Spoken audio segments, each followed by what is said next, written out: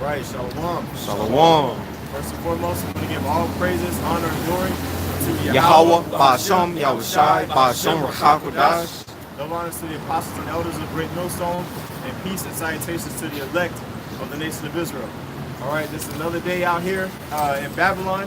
We're here to proclaim the downfall of this place, all right, as we were commanded to do according to the scriptures, all right, because this is Babylon the Great, as it talks about in the book of Revelation, all right, that great horde is going to be brought down, and the Most High is going to use particular ways to bring this place down, so we're going to read about it in what the church calls the minor prophets, but these are major, big-time prophecies. All right, so let's get and start in Joel chapter 2. Joel chapter 2, verse 1. It says, blow ye the trumpet in Zion, and sound an alarm in my holy mountain. Right, now get that in Numbers, okay? Because the scriptures say, blow ye the trumpet in Zion and sound an alarm, all right? So we are blowing the trumpet and sounding the alarm by warning the people, okay? We're proclaiming unto our people what's to come. An alarm and a trumpet is used to send a message, okay, to a large group of people, all right? So that's what we're doing through the Spirit. Let's go ahead and get that, because this blowing the alarm and sounding the trumpet is part of our heritage. So we're gonna get that. This is Numbers chapter 10, verse 2. Make thee 2 trumpets of silver, of a whole piece shalt thou make them, that thou mayest use them for the calling of the assembly. Right, for the calling of the assembly, because when we was out there in the wilderness, we was in different camps. All right, so in order to get the attention of the masses of the people, a trumpet was used. All right, this is a trumpet of silver. Go ahead. For the calling of the assembly, and for the journeying of the camps.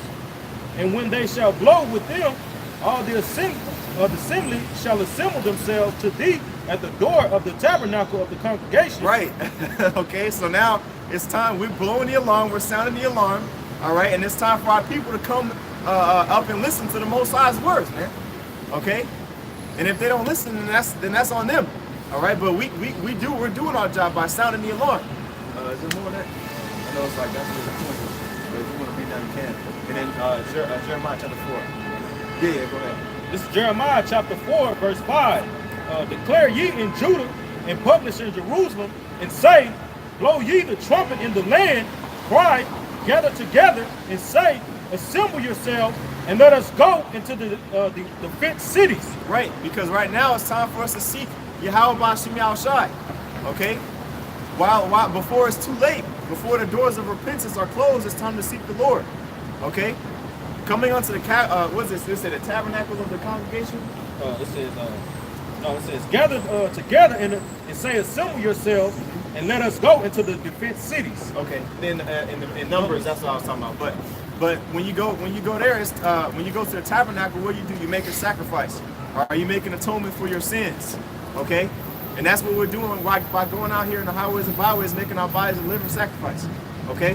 Now, did you have a precept? Oh, you got one?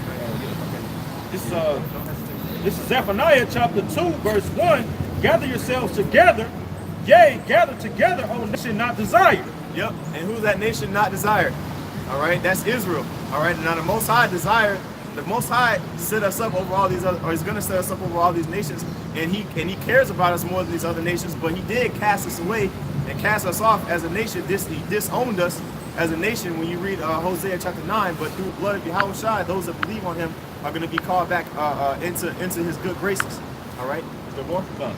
Verse 2: before the decree bring forth, before the day pass as a chaff, before the fierce anger of Yahweh will come upon you. Man, before the day pass as a chaff. When you go into winnowing, that chaff is the leftover of the wheat kernels. That's right. Okay. When you thresh the chaff, when you thresh the husks, when you thresh the wheat, you get the seeds out, and then you gotta winnow. You gotta winnow, and that's that leftover little hay-like stuff that the wind blows away. That chaff gets burnt up because it's completely useless. Read that verse again, bro. Verse 2. Before the decree bring forth, before the day passes as a chaff, before the fierce anger of Yahweh come upon you, before the day of Yahweh's anger come upon you. Right, the day of the Lord's anger is going to come upon those who do not hearken unto His voice. You see? What's that scripture in Isaiah? Yeah, somebody, Isaiah 65, and you start at 1. Okay. Is there more on that? Just one. Okay. Verse 3, seek ye Yahweh, all ye meek of the earth, which have wrought his judgment, seek righteousness, seek meekness, it may be ye shall be hid in the day of Yahweh's anger. Woo! Seek righteousness, seek meek. Get that in Matthew chapter 5, where it says, the blessed are meek, for they shall inherit the earth. Okay? Because only those that are humble, and then get Luke chapter 14 and 11. Only those that are humble are going to be the ones that are going to receive that mercy, man. You got it, bro? 65. Yeah. Sorry, It's bro. Isaiah 65 and 1. It says, I am sought of them that ask not for me. I am found of them that sought me not. I said, behold me, unto a nation that was not called by my name. Right. The nation that was not called by my name, meaning the Most High disowned us as a nation. All right. This is going into the Israelite foreigners, not only the circumcision, but the uncircumcision as well. Right. Are those that are able to be forgiven because they are Israelites according to the flesh and according to the spirit. Okay. And so it says in verse 1, I am sought of them that ask not for me. That can be a stumbling block because we call upon the name of the Most High, but when we was in the world, we wasn't seeking the Lord. It was when the Most High called it, like perfect example, Saul before he was named Paul, the apostle. You know, he wasn't. You know, he was doing the work of the Lord diligently, or he was thinking that he was anyway. Okay, but he wasn't truly. He was kicking against the pricks. He wasn't truly doing the work of the Lord. All right. So now we're being called unto this marvelous light, so that we can actually do the work of the Most High, which involves breaking down these prophecies, because we're in the times of the end. All right. You got some more? Verse 2, I have spread out my hands all the day unto a rebellious people, which walketh in a way that was not good, after their own thoughts. Right. The Most High has offered a way out unto his people. Okay? But they don't want to hearken. All right? And Joel chapter 2 talks about that. All right? But that, I just really kind of want to get that scripture right there. And then you said you had a precept? I got that in Matthew. Okay, yes, please. Okay, so this is Matthew chapter 5, verse 5. Blessed are the meek, for they shall inherit the earth. Blessed are the meek, for they shall inherit the earth. Meek means humble. All right, when you go in, in Numbers, all right, when the scriptures say that Moses was a meek man above them that are upon the face of the earth. Okay, he was a humble man because he knew that he was just a mortal man. We know that we're not worthy, okay, of the mercy that the Most High has upon us. All right, but we show our gratitude by coming out here doing the work. All right, it reminds me of Haggai chapter 2. That was it on that. And then somebody got Luke. This is Luke 14 and 11. It says, for whosoever exalteth himself shall be abased. And he that humbleth himself shall be exalted. Whosoever exalteth himself, meaning make himself of high stature, thinking himself highly, proudly, is going to be a base. A base is something that's at the bottom. It's going to be made low. Right, exactly. Whosoever humbleth himself shall be exalted. All right. And the scriptures say how we gotta, in order to come to the Most High, we have to make ourselves as like unto a child, a little babe. We gotta humble ourselves. All right. So let's go back to the topic, Joel chapter 2, and then read verse 1 again, Barbara Shaw. This is Joel chapter 2, verse 1. It says, blow ye the trumpet in Zion, and sound an alarm in my holy mountain. Let all the inhabitants of the land tremble. For the day of Yahweh cometh, for it is nigh at hand. Come on, the day of the Lord cometh, it is nigh at hand. Did you already get Zephaniah? Zephaniah 1 and 14? Okay, yeah, go ahead. Pull the precept and we'll get mine. Pull the precept, pull the precept. This is Zephaniah 1 and 14. That's the spirit. It says, the great day of Yahweh is near. It is near and hasteth greatly. Even the voice of the day of Yahweh. The mighty man shall cry there bitterly. Woo! That's Isaiah the 13th chapter, man. All right, going into that day of tribulation, the day of turmoil. All right, because we're going to, Lord willing, keep prophesying about the downfall of America until it actually happens. Okay, because we are visionaries. If I can make a point, that also goes back into how the man that exalted himself shall be brought abased. Now it says the mighty man shall cry there bitterly. You're going to see so-called mighty men out here crying like babies, man. God. Why are they going to be crying like babies? Why are they going to be crying like babies? Because they're going to see this economy collapse. Because Esau is weak-minded, man. The self-proclaimed white man is a weak-minded individual, all right? And everybody upon the planet Earth follows after him. So if he's jumping off buildings because he lost 2% of his $100 million fortune, all right, then everybody else is going to think, dang, it's the end of the world, because it is the end of the world. Financially, when you look at what's going on in the world, you don't even have to be a financial expert or a trade expert. All you got to do is turn on one, what they call it, like a news outlet that's not Alternative media. Alternate the water, brother. Alternative news news outlet, and to see what's going on in the world, everybody's disagreeing. Everybody's in disarray. You see, and Joel talks about that. You know, so this is not a minor book. This is a very important book. You know, is there more? God. Verse 15. That day is a day of wrath, a day of trouble and distress. Yep. A day of wasteness and desolation. Woo! A day of wasteness and desolation. See, it's so easy for these people to walk by and hear that because they're numb to everything that's going on around them because of all this technology, all of this witchcraft, of all these phones that just bugged out. That they're not in tune with the spirit of everything, man. They're a part of the matrix. Okay, they're a part of this system. So they're going to be destroyed with it unless they detach themselves from it. You see? Read that. Can you read that verse again? Zephaniah 1 and 15 says, that day is a day of wrath, a day of trouble and distress. A day of wrath and trouble and distress. America has not seen wrath and trouble and distress on a level that is about to be experienced here, man. Okay? You know, you look at old black and white videos of World War I and World War II. Okay, the worst thing that America's experienced is so-called Pearl Harbor. All right. I was about to say, bro, the worst America experiences is what they see on TV and in movies. Yeah, man. Bro, Americans like to go to the movies and watch, you know, someone, you know, get tortured or some, whatever terrible things they can watch, you know, in the safety of their living room or a movie theater. Yep. But when it's time that it happens for real, bro, Americans don't know what to do, man. Right. And it's like, but like another example of that is like 9/11, bro. Yep. You know, I always remember that footage of 9/11, everybody running around crazy, you know, suits undone. Tie flapping. Yeah, because they don't have any foundation, man. All right, they're not rooted. Okay, they don't have any faith. You see, they don't have any understanding. Okay. So when you don't have any faith and understanding, you like a wind. What's that talk about that? In, I think that's 1 Timothy chapter 1 and 4. All right, tossed to and fro by every windward way of doctrine. Okay, or if that's not the scripture, it's in that chapter. You know, but keep going on that, Bible shop. Zephaniah 1, verse 15 says, that day is a day of wrath, a day of trouble and distress, a day of wasteness and desolation. God, yep, a day of wasteness and desolation. All right, a day of trouble and distress. That's what's coming to our people, man. All right, because they don't want to get right.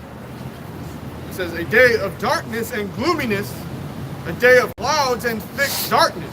God, a day of clouds and thick darkness, and we're going to get into that. Matter of fact, keep reading on that. And you had Joel, right? Joel too. A day of clouds and thick darkness. Who got? Where's the missile sign at? All right. The day of clouds and thick darkness is going to be caused. This. Who got it, brother? It's going to be caused by. Well, really, this. It's going to be caused by this. All right, because Apostle Sahar, he did a video today as a response on the elder from Mississippi. Elder Kazak. What's his name? Kazak. Yeah, Elder Kazak. You know, his video was on that video, a music video Quavo did called Bubblegum. The beginning of the video was a nuclear missile hitting North America, man. That's gonna be the day of cloudiness and thick darkness. You see? And this is the the dude that did the dab in the Versace. Everybody looking up to him, but he's saying, hey, look, it's not gonna be an easy next few years, man. Lord willing, we get out here soon. Okay, go ahead. Joel 2 verse 2 says a day of darkness and of gloominess, Yep. a day of clouds and of thick darkness. Right, a day of darkness, gloominess, clouds and thick darkness. That's not talking about just a regular overcast like we've been having lately. All right, that's gonna be caused by extra things, man, that are not natural events. Okay, it's gonna be caused by these thermonuclear missiles. All right, so let's go back to Joel. Let's just more. Oh, you in Joel? Oh, I thought you was just looking out. So like it. Okay, well then in that case, let's go ahead and get Revelation. Let's go ahead and get Revelation. You in what verse is that? Verse 2. Okay. First of all, did we get 2 Timothy 3:1? I got it right. Okay, the water. Fuck, I was skipping ahead. Okay, this is 2 Timothy chapter 3, verse 1. Yep. This know also that in the last days perilous times shall come, for men shall be lovers of their own selves, covetous, boasters, proud, blasphemers, disobedient to parents, unthankful, unholy, without natural affection, truce breakers, false accusers, incontinent, fierce, despisers of those that are good, traitor, heady, high-minded, lovers of pleasure more than the lovers of the Most High. Yep, that's a list of descriptive features of all of these people that don't trust in the Lord, that are just wanting to live in America completely, man. That's all they need to do is put on their resume those things that Paul described, and they're gonna get the job, man. Because that's all they care about. But the point was in verse 1. You know, read that verse again, Bible. This is 2 Timothy chapter 3, verse 1. This know also that in the last days perilous times shall come. In the last days perilous times shall come. All right. In the last days perilous times shall come, and it says in the book of 1 John. I think it was in the book of 1 John. I know exactly what chapter right now, but it says that we are in the last days. All right, and in the other scriptures it says we're in the last days, and that was 2,000 years ago. So how much more now? You see, we're in the last final little stretch, okay, of the last days, the very end, okay. And so we need to get ourselves in order, man. All right. Now that was the point. Let's get Amos 5.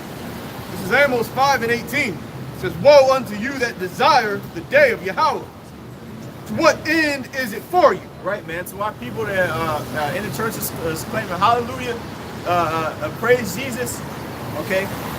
All the people that are invested in this world and just want America to be great again. Kanye West. All right. Now he don't desire the day of the Lord, you know, but all these Christians, so-called Christians that proclaim that they know the Lord, all right, and they're worshiping that image of Chezzy B, and it's a big deal. We're gonna keep talking about it because it's 2.3 billion of y'all, man. Okay. They think the day of the Lord is Jesus coming back with flowers. Right. In reality, that's incorrect. The rapture. Read it again, Bible. Amos 5:18 says, "Woe unto you that desire the day of the Lord. To what end is it for you? The day of the Lord is darkness and not light." Right. Whoa. Wait, hold on. Read that again, brother. It's not full of dandelions and lollipops. The day of the Lord is darkness and not light. Darkness and not light. Okay? Meaning it's going to be a time of terror. It's not going to be a peaceful time. People think it's bad now because the income tax is up. I mean, not income tax, but regular taxes are no, interest. Interest is up. Interest rates are up. People think it's bad because, Trump's in office, you know, he's racist. And it's going to get way worse, man. Okay, it's going to get way worse. This is the calm before the storm in comparison to what's to come. Okay, go ahead, brother. It says, "The day of the Lord is darkness and not light, as if a man did flee from a lion and a bear met him." God, as if a man did flee from a lion and a bear met him. So say we ain't never seen a lion other than going to the zoo. All right, imagine if you see a lion just in the way. Okay, if you just see a lion just walking down the street. Okay, hungry. You actually get away from him. You find a way to make it to that door before he claw your ass. And inside the building, it's a bear, and he rip your ass to shreds. You go back in there in the cafeteria, and he just rip your ass like the movie what's it called? What do you say? Revenant? Yeah, Revenant. Yeah. With that bear, man, and he couldn't Throw his ass off the phone. Oh my gosh, man, that was hard to watch, and we knew it was fake. Hey, if I can say something, it seems there's been an increase in Edomites getting mauled by animals. Mm-hmm. And what are you gonna do in that day of the Lord when all these animals in these zoos get loose out of the zoo, man. Yeah. You can have wild animals walking up and down the street, man. Yep. Yeah, didn't you just have a woman killed by a kangaroo or something? No, she got beat. Yeah, got beat by a kangaroo. Man, the Most High is going to create strange ways to give these people their judgment. All right? That's terrifying, bro. That's terrifying. The thought of getting shredded up by a lion. Right, or by a bear. Or by a Hey. bear, you know? Yeah, go ahead. This brother Sean. This is Leviticus chapter 26, verse 22. 23. I will also send wild beasts among you, which shall rob you of your children and destroy your cattle.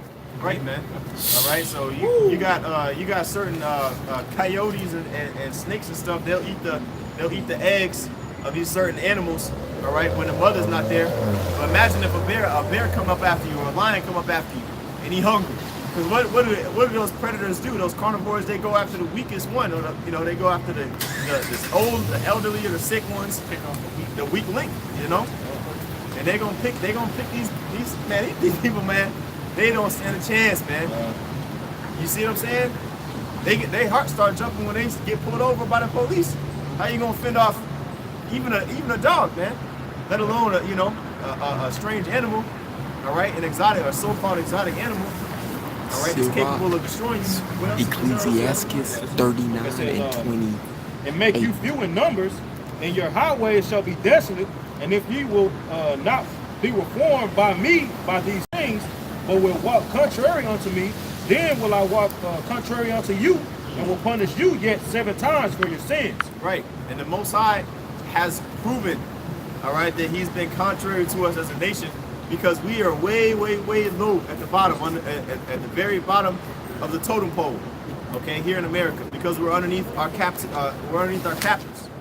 okay. Go ahead, brother. Call for this one.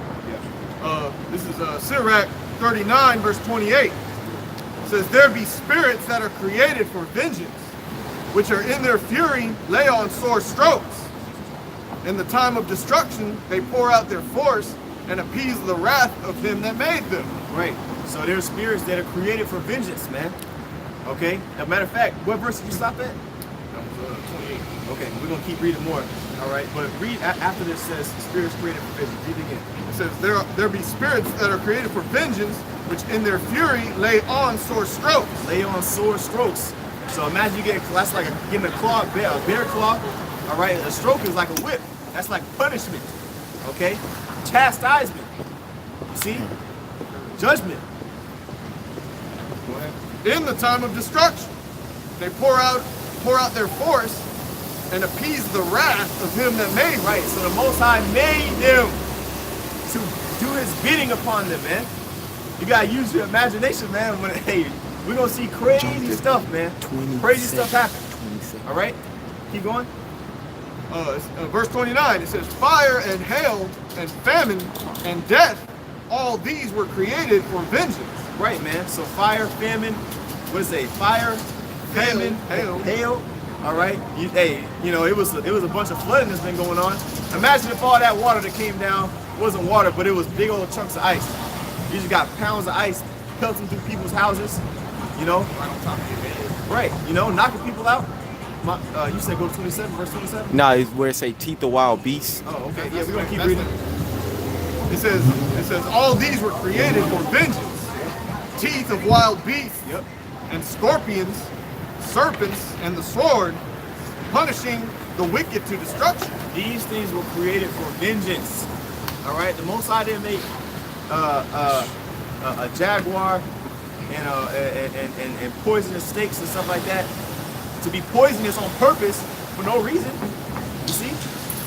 In these latter times, man, the Most High is going to show His power in every single way. All right? Because it's talking about in the Wisdom of Solomon how during the plagues of Israel, the Most High used flies to kill. He used flies to kill people, man. Imagine you get bit by flies, not these little house flies you see now, but it's like put a special spirit on them. Create pest. Pestilence, man, locusts, okay, to eat up the crops.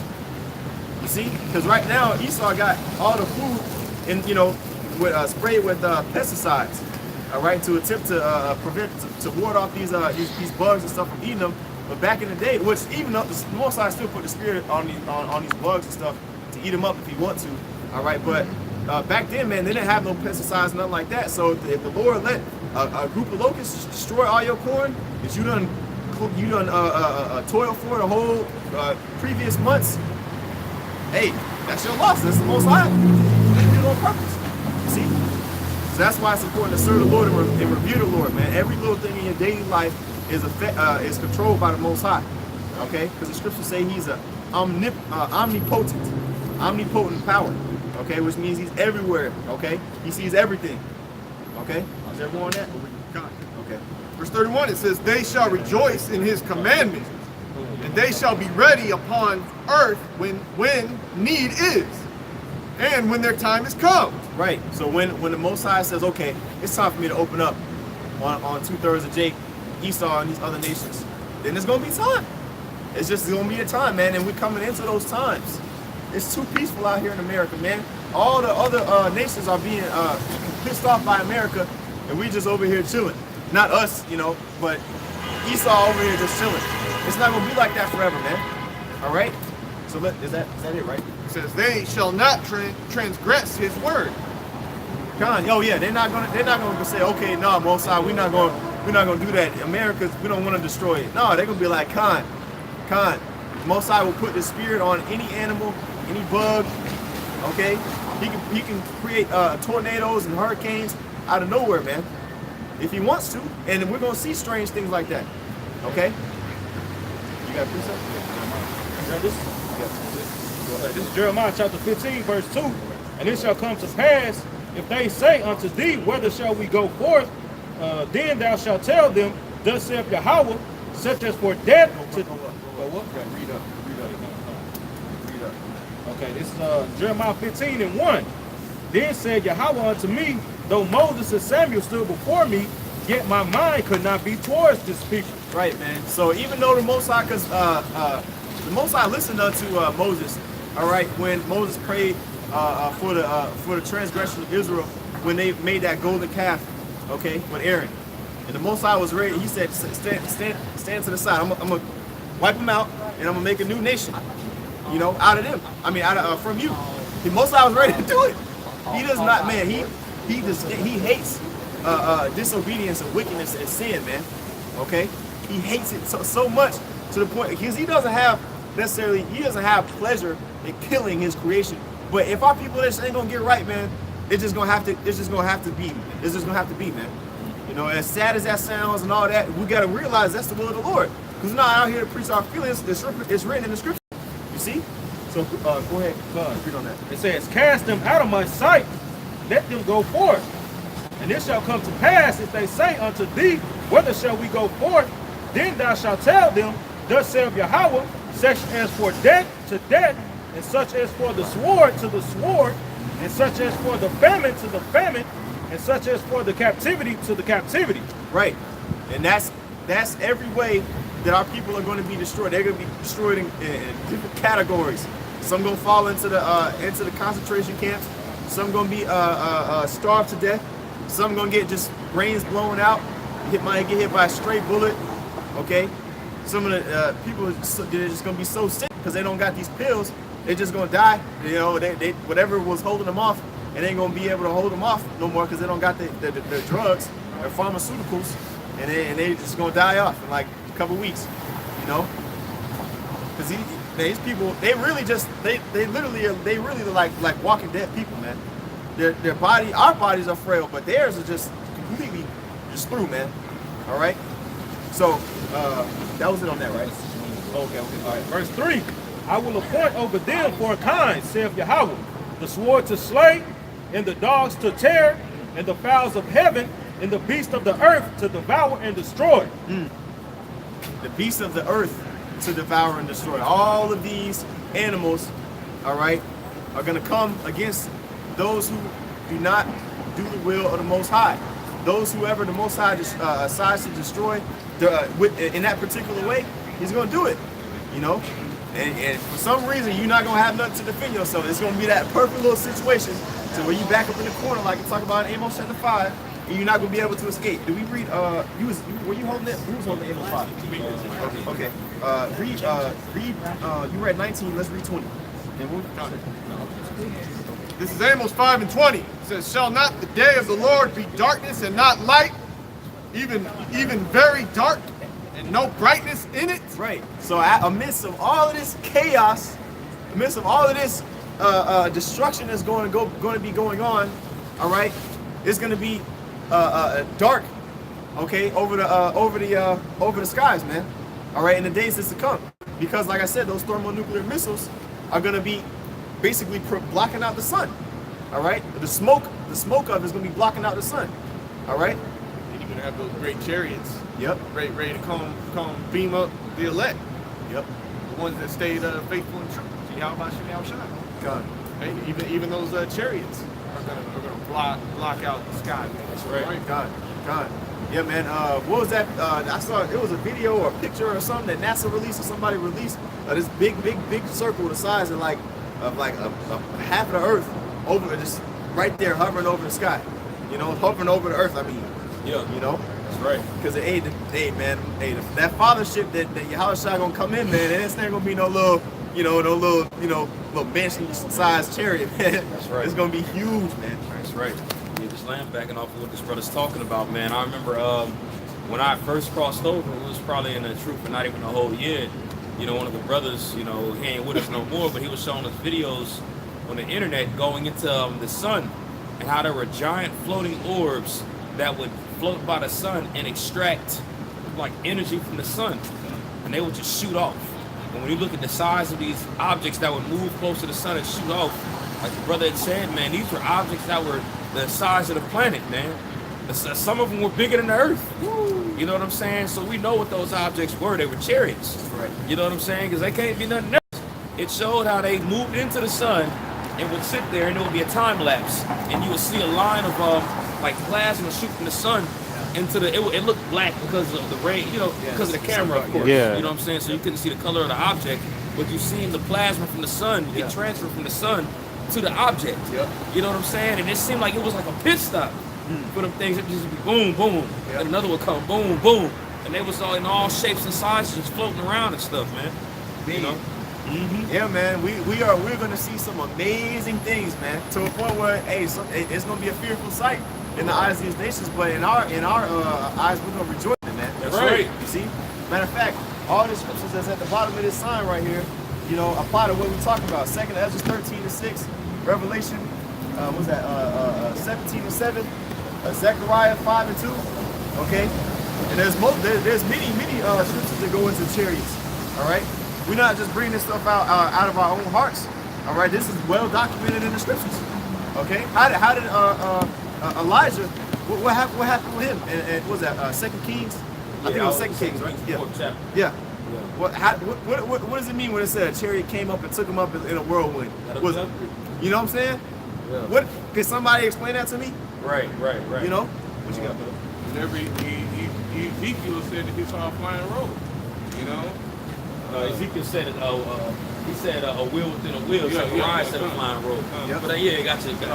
No, you good, brother. Ezekiel said a wheel in Well, the wheel. Get the illustration on the other side of that sign. Pick that up real quick, and let's get it. Ezekiel 1:15. All right. This. Go ahead and pull the scripture, brother. Pull the scripture first. No, Ezekiel. No, Salaki. I got it. Okay, Khan. This Go is ahead.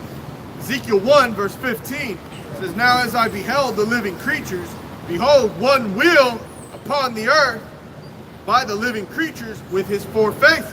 Go ahead. The appearance of the wheels and their works was like unto the color of a beryl." Khan, I believe beryl is like a greenish color. If I'm Yep. not mistaken. So it's like an emeraldish color, like a shiny metal metallic. Light. Yeah, Khan. Okay.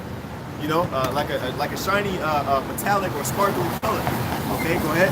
And they 4 had one likeness, and their appearance and their work was as it were a wheel in the middle of a wheel. Khan, because this is it's not just something easy to find out if you just reading the scriptures. You really need an illustration, man. All right, so you got a wheel, all right, within a wheel. A lot of this is the trademark image of a UFO. If you just think UFO, you're gonna think of these images right here. You see? Read that scripture again, bro. It says, I beheld the living creatures. And the living creatures were angels. Verse 16, the appearance of the wheels and the work was like unto the color of a beryl, and they four had one likeness, and their appearance and their work was as it were a wheel in the middle of a wheel. God, so that, like I said, that wheel in the middle of the wheel, that's what Ezekiel saw. He saw a chariot, a so-called UFO. Okay? Is that the end of the verse? There's more? Yeah, go ahead. Verse 17, when they went upon their four sides, and they returned not when they went. As for their rings, they were so high that they were dreadful. Man, so there was big chariots that they saw, okay, and it was a terrible sight. It was a scary sight, man. It was a fearful sight. Yeah. Okay, because it's something that way beyond, you know, that even the technology. Thousands of years later, we still don't got technology like chariots, man. The most time, I'm not gonna give that to Esau. That's right. You see, you know, Esau just not coming out of electric cars, man. You know. Hey, if I make a quick point, if you look, you do research on the Nazis in the 1940s. They tried to replicate the technology of the chariots. You can go back and you can like Google like images. They try to make the wheels within the wheels. You know. Hey, you know, if I may, really quick, and then you got it. You know, a brother from Los Angeles. I think his name is Manatazak. You know, Salakia. If you're watching the video, and I'm wrong, brother, but he actually did a lesson on the dream he had, and it's an extremely recent lesson. And you know, your brother should have it on the WhatsApp. It was just posted. Con. But it was a testimony of pretty much the day of the Lord. You know what I'm saying? And it went into how he said him and the brothers looked up and they was in a resort. You know what I'm saying? He said it was their camp, our camp that was there, and some other camp, but we was all in a resort. And we was looking in the sky, and it was chariots in the sky. You know what I'm saying? And then he said Esau's jets and everything came and tried to attack him, and their bullets was just disappearing. They was going through the chariots. And then he said, the point is, he said Esau also had some vehicles that had tried to mimic the chariots. You know, so we ain't even just talking about F-22s and F-35s. You know what I'm saying? So Esau, I mean, if he has enough technology to have the Star Wars program and have another branch in the military, you know this devil has something up his sleeve where he has something more advanced, where he thinks he's the Most High, right? Yeah. So you know he's gonna have something that he has up there that people are gonna look and think they're alien ships. But when Yahweh and them angels come back, man, and you look at them, you're gonna clearly be able to tell the difference to them, man. And they ain't gonna be able to reckon it, man. You can read that in 2nd Ezra, the 13th chapter. You know, no, I'm not saying nobody got to get it, of course, but it just goes into it, man. How that multitude wanted to fight against the Lord, man. They said they went up there through fear. They were scared and still went up there. Right. And it said right when it happened, them beams just destroyed everything, man. Yep. You know, so they think they got it. They think they got it by their sorceries, by their wisdom they have. Or it was just saying Washington Daniel. They think they got it, man. But when them true chariots actually come, man, they ain't gonna know what they ain't gonna know what the hell to do. That's right. You know what I'm saying? The only thing they can do in their mind is gonna be let's fight it. Let's fight it. Yeah. And get destroyed, man. Yeah. Right. Yeah, real talk. Windmilling. You know, you can't fight. You doing windmilling. Hey, yeah, that's his last. That's Esau's last stand, man. That's right. In the valley of Yahweh Shaphat, the Most High's judgment. The valley of the Most High's judgment. All right. Keep reading on that a little bit more. Verse 18 says, as for their rings, they were so high that they were dreadful, and their rings were full of eyes round about. You see, the rings are full of eyes like the lights. Okay, so because eyes, the scriptures say the light of the body is the eye. You see, as a matter of fact, pan the camera to a car, just to one of these cars.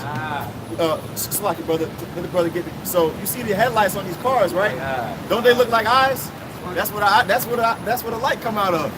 You know. That's right. That's what it goes into, really, but comes out as well. That's right. Okay? And so that's the best thing you get. It wasn't no light bulbs back then, Okay, Con, show the picture. Ooh, what's that? Man, I know, Con, brother. show the camera. Okay. This is recent, I think. Hold on, let me make sure the camera can see it. Oh. Look at that, man. Come on, man. Man. You see what I'm saying? That's a chariot, man. And that's in modern day time. That's a modern day. Look, the little baby Walmart. They probably look at that, man. People gonna start seeing that more and more, man. Right. You see what I'm saying? And we're gonna praise the Most High. That's right. Because, hey, man, all the stuff that Christians don't understand in the Bible, we breaking it down, man. Because the Most High gave unto us a spirit. Joel, we got to get Joel too, bro, because everything we going into that. Yeah, that's the point is made. The point is made. All right. Oh wait, hold on. We still got. We gonna get that scripture because you read verse 2 already. In okay. Read Amos 5:20 one more time. This is Amos 5:20. It says, "Shall not the day of Yahweh be darkness and not light, even very dark and no brightness in it?" That's because, like I said, those thermonuclear missiles, the smoke that come up from the mushroom clouds is gonna block out the sun. Go ahead. This is Revelation chapter 6, verse 12. And I beheld when he had opened the sixth seal, and lo. Wait, hold on. Let's ask Pastor. What do the sixth seal mean? Let's see if we can break it down. Go ahead. And I beheld when he had opened the sixth seal, and lo, there was a great earthquake, and the sun became black as sackcloth of hair, and the moon became as blood.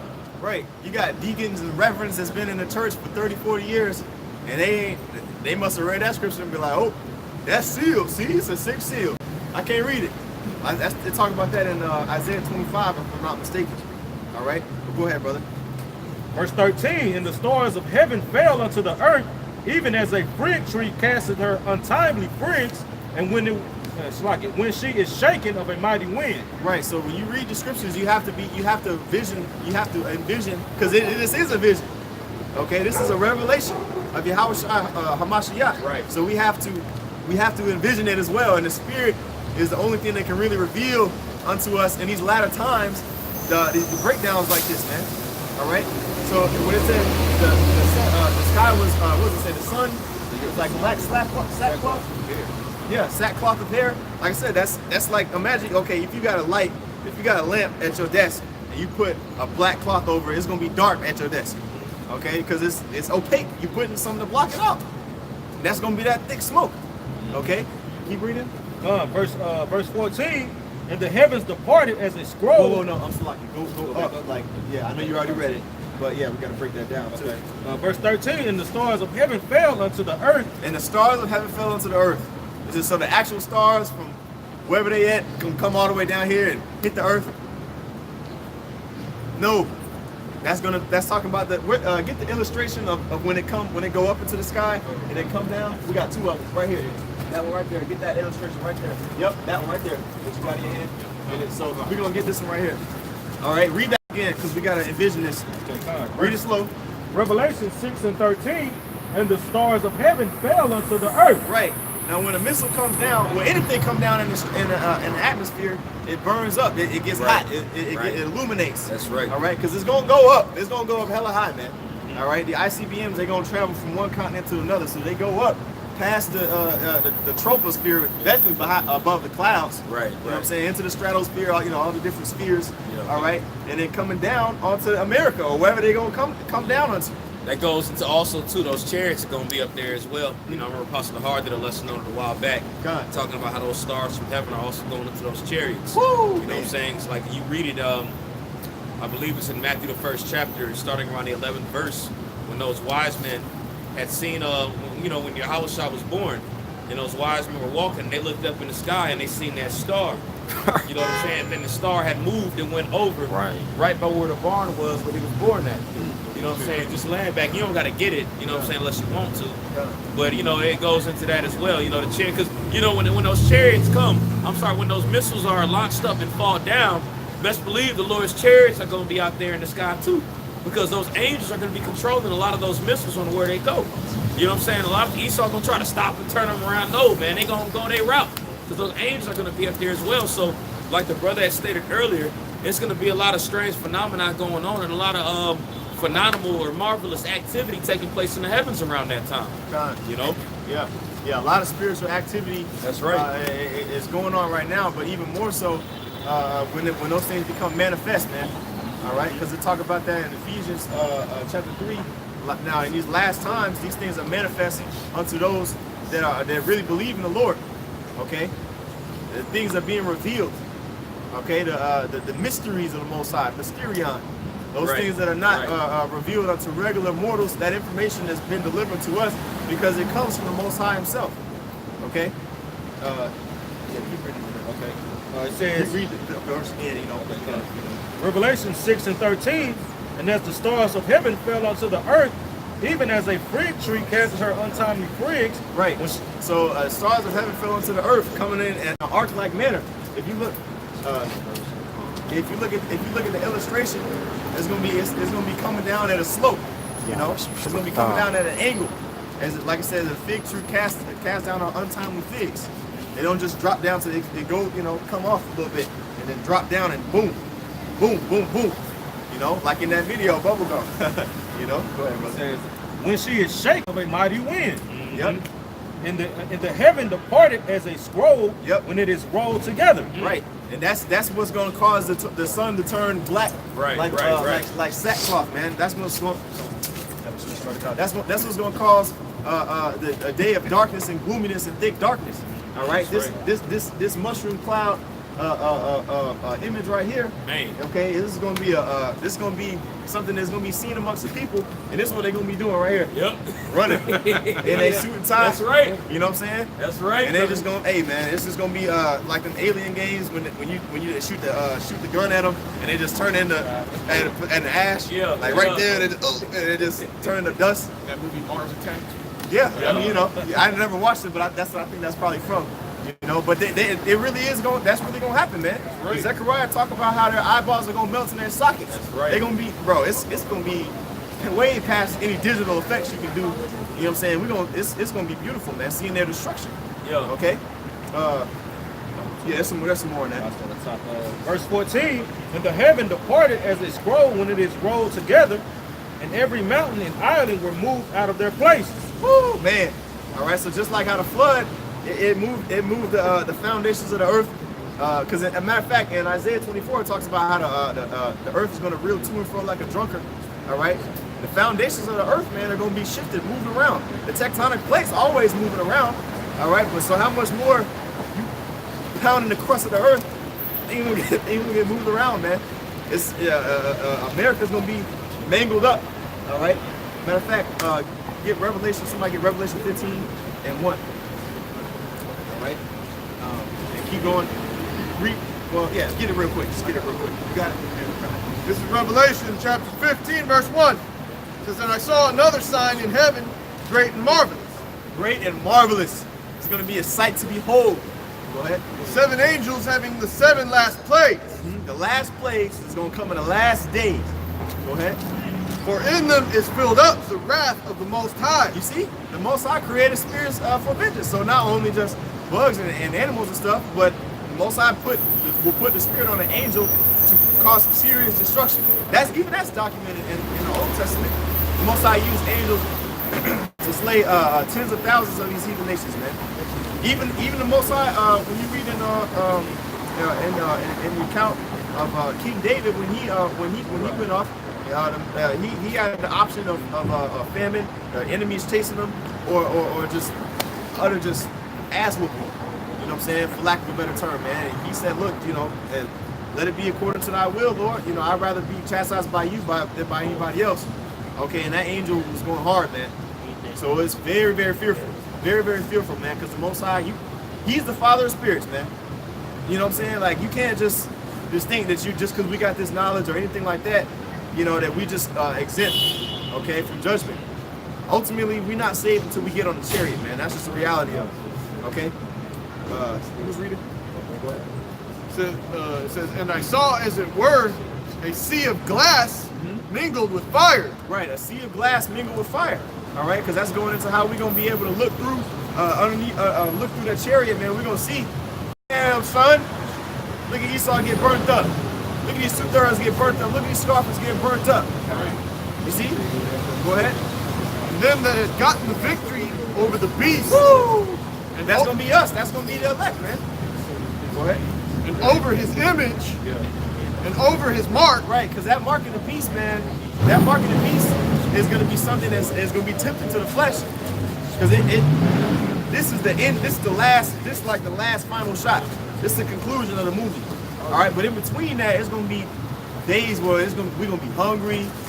It's going to be like, damn, That Satan, if Satan gets to you, the Most High let Satan get to you, what's gonna happen? You're gonna end up folding, man, into the flesh, giving up to the flesh, and you're gonna take the chip. You see? Matter of fact, yeah, the mark of the beast chip. Let's get that. The mark of the beast picture, real quick. All right, read that verse again. Revelation chapter 15, verse 2. It says, "And I saw as it were a sea of glass mingled with fire.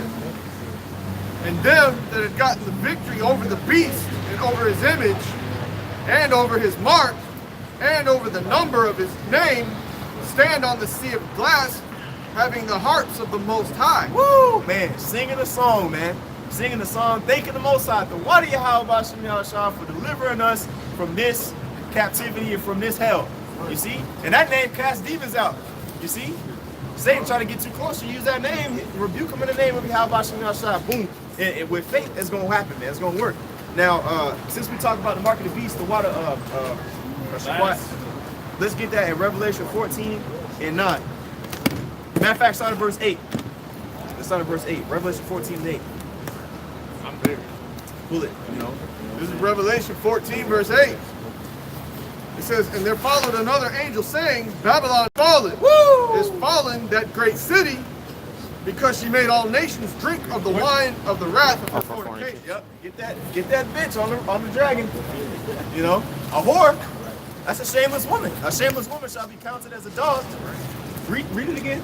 Revelation 14, verse 8. "And there followed another angel saying, Babylon is fallen, is fallen." Yep, she fell off her high horse, man. She done fell off the beast. Okay, go ahead. "That great city, because she made all nations drink of the wine of the wrath of her fornication." Right. All of her philosophies.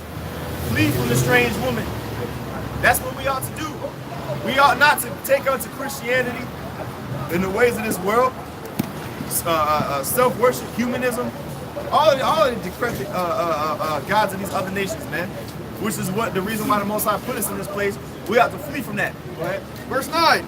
"And the third angel followed them, saying with a loud voice, If any man worship the beast and his image, and receive his mark in his forehead or his hand." Right, and the image of the beast is this system, all right?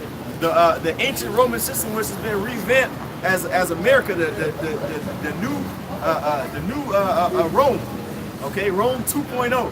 If you worship that way that this world provides, shave your face, adultery, you can just go down the list. Just look at yourself when you was in the world, okay, and look at yourself now. You was worshiping the image of the beast, Right. okay, doing according to the ways that the beast will have you to do. Go ahead. "If any man worship the beast and his image, and receive his mark in his forehead or his hand, the same shall drink of the wine of the wrath of the Most High." The same shall drink of the wine of the wrath of the Most High. And they're going to drink all the way up into the dregs of it, which is going to be what? Fire and brimstone, man. They're going to receive punishments. You see, they're going to receive It's the cool. fire, man. It's the and death, cool weather too. and famine. But still, though, See? that's All right, I think that's the point. That's not safe. You know, that was the point I wanted to make, because taking the mark of the beast, you'll get destroyed. You know what I'm saying? But we got the mark of the beast, right? We got to make sure we're bringing out mark of the beast is the RFID chip, man. All right? You got that rapper Kid Boo getting chipped, all right? And he putting out that propaganda like, yeah, that's a cool thing to do. Hey, man, watch. The most anybody who gets chips, man, who gets chipped is going to fall under the category of Revelation chapter 14 and 8. All right. Matter of fact, it's more in verse 9. So like I didn't even read. You know, just two more. All right. You know what I'm saying? Revelation chapter 14, verse 9. This is a warning, by the way. It's important to go into these scriptures, man. You want verse 9? Yeah, because we just read now. I'll pick back up at this. Okay. Verse 10, where I was. Oh, you stopped it. You already read now. Yeah. Okay, so like, brother. Okay. Verse 10, it says, "The same shall drink of the wine of the wrath of the Most High, which is poured without mixture into the cup of his indignation, and he shall be tormented with fire and brimstone, Right. in the presence of the holy angels, and in the presence of the Lamb." So that fire and brimstone is going into those thermonuclear missiles, man. We only on Joel verse 2, you know, but that's what Joel chapter 2 talk about, man. Okay, this is part of the scriptures. You see what I'm saying? We've been talking about missiles the whole time. It's in the scriptures, man. We pull in the scriptures. So the water, the water. We're gonna go back to Joel 2. And then did we ever get Revelation 6? Okay, we did. Cool. Let's go back to Joel 2 and we'll just read back to Joel. Yeah, Joel 2. Yeah, what, you got something else? Nah. Okay. All right, this is Joel chapter 2. Start back at the top. 3. All right, John. Joel chapter 2, verse 3. It says, a fire devoureth before them, woo, and behind them a flame burneth. Man, a fire devoureth before them. We got to get the illustration again. That just any illustration of a nuclear missile. All right, the fire devoureth before him. All right, and behind him a flame burneth. You can't really see it on these. Well, okay, yeah, you can see it on this. You hold it You got up. the nuclear. Okay, so like it. You got the nuclear warhead. All right, you can use this one, this big one from Russia for example. The nuclear warhead right here. All right, read it again. It says, a fire devoureth before them, and behind them a flame burneth. So a fire devoured before them. The nuclear warhead is the actual fire. It's going to bring that fire and brimstone. All right, and that actually where the nuclear reaction occurs. And then behind them, a flame burneth. If that's not what it is, somebody tell me what it is, man. You know what I'm saying? This is it. This is the illustration. Go ahead. It says the land is as the Garden of Eden before them. Yep. So before them, it's peaceful like this, or so-called. All right, go over to California, Bay Area, it's chill, you know. And then what? After what happened? Okay, so before them, it's a Garden of Eden. It's as the Garden of Eden before them. Yep. And behind them a desolate wilderness. Woo! Behind them, a desolate wilderness, man. So there's going to be a huge climate change. All right, bigger than just what just happened now. Well, it just went, a cold front came in. No, fire gonna burn up the land. It's gonna consume the land. All right, talk about that in Joel chapter 1, as a matter of fact. But we don't gotta get it, Yea, and nothing shall escape them. Woo, man! How you gonna escape a missile? How? You gonna hide it? That's why Esau creating these bunkers, man. Esau creating these. Matter of fact, did we get Revelation 6? We did. I know I called for it. It's lucky, brother, but I really want to read it again, bro. Well, we did get it. You're right, brother. You're right. I was looking at something else where it talked about mountains following us. Maybe we didn't read down enough. Did we read just one verse? No, we read down to 15. Okay, that's okay. Cool. There's another one where it talks about mountains following us. Who's shouting? It's Okay, that's okay. Yeah, that's okay. So like, let's go ahead. Revelation 6 and 15, and the kings of the earth, and the great man, and the rich man, and the chief captains, and the mighty man, and every bondman and every free man hid themselves in the dens and in the rocks of the mountains. Right, they're gonna hide themselves deep underneath the earth so they don't get affected, or so they can try not to get affected by the utter hell, by the utter just chaos that's gonna be coming upon the earth. Esau, he's selling these bunkers, and they're hella high, man. I'm talking about millions of dollars for 500 square feet, little tiny ass apartment size bunker, man. Because only the rich are going to be able to afford it. Okay. And I And just most of went to them are my only app. Edomites. Everywhere it's down. Verse It's 16, just saying this. and he said to the mountains But we- and to the rocks, fall on us and hide us in the face of him that sitteth on the throne. Woo, man, they're gonna want to hide. We don't want to see the Lord. Like, We don't want to see the said, destruction put it in He's the bringing chat. upon everything that we built, or that we, what's it? On the dollar bill, what did it say? E pluribus unum. That's one New World Order, but the other one, Cohen and Acceptors or something like that. Okay, talking about our enterprise is fulfilled. Okay, I can't remember exactly how it's pronounced, but it's on the back of the dollar bill. There's two things in Latin. All right, now let's. Well, that was it. Because that goes into the functions. Oh man, that's the spirit. that's the spirit. We're talking about blowing the trumpet, sounding the alarm. Hey, Right he- in verse 3. He was scoffing. Oh, you scoffing? Yeah, he was just, he was driving past. Oh, he also told me I was Oh, shy. man, yeah, man. Hey, all of the scoffers are gonna be brought That's down. right. We just preaching the word, man. That's all the Most High commanded us to do. Right. All right. So let's keep prophesying, man, because He was circling around too. oh yeah. He was over here a minute ago. God, Hey, because the scriptures say, somebody get Psalms, is it Psalms 91? We're talking about 10,000 shall fall at thy hand, or 1,000 shall fall at thy hand, 10,000 at thy right hand. Is that Psalm 91. Psalm 91? Beautiful. Yeah, it's like maybe like verse 4. Yeah. Like around verse 4. It's in the top though. It's in the top. It's in the top. Yeah, right. Okay. Yeah, read that. This is Psalms 91 and Psalms 91 and 7. 1,000 shall fall at thy side and 10,000 at thy right hand. You see, we're gonna see people die. We're gonna see judgment and death. All right. Go ahead. Come. But it shall not come nigh thee. Woo! But it shall not come nigh us. So whatever happened to that dude, we ain't even paying attention. Okay. Well, you know, we're not even really worried about him. But whatever happened to him, you know, that could have happened to us if the Lord wanted us to. He could have put the spirit on us to scoff on the men of the Lord. Okay, but we have to walk with fear and trembling. All right. So the Most High actually put the spirit on these certain people to for their judgment. All right, but it's not going to come nigh us. That destruction and that judgment is not going to come nigh us. All right, He's going to prepare a table for us in the presence of our enemies. That's right, brother. And if I may, because you brought up the point in Amos the 5th chapter earlier about a lion where you running from a lion and then a bear met you, and then you leaning your hand on the wall and a serpent bites you. Now, when you read it in the book of Mark, it clearly says that about the men of the Lord that some shall be bitten by serpents and live. You know what I'm saying? And then you got the scenario with Elisha and the she-bears when he sick the she-bears on the little children.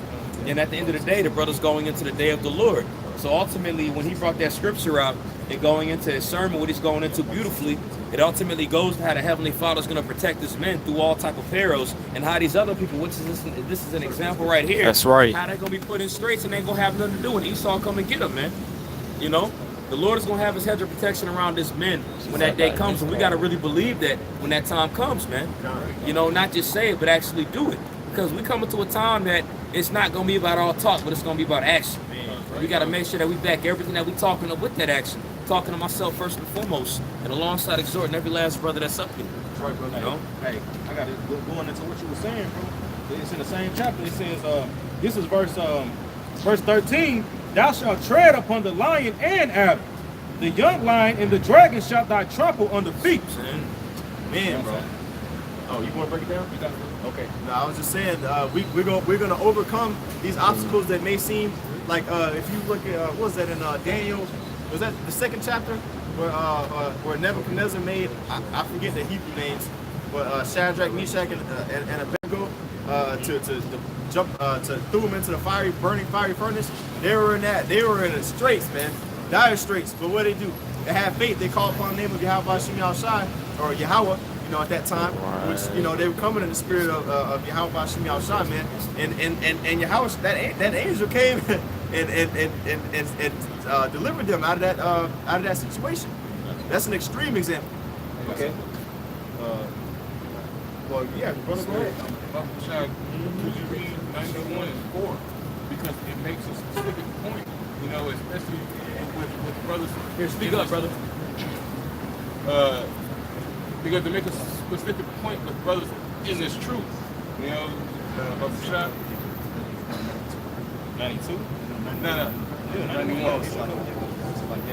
Okay, this is Psalms 91 and 4. He shall cover thee with his feathers, and under his wings shalt thou trust. Thy truth shall be thy shield and buckler. Now, see, it says, he shall cover thee with thy feathers, you know, because the Most High is going to be our protection in that time, you know. And then it says, could you read the last part of that? You know, it says, yeah, his truth shall be thy shield and buckler. So this truth is our shield and buckler.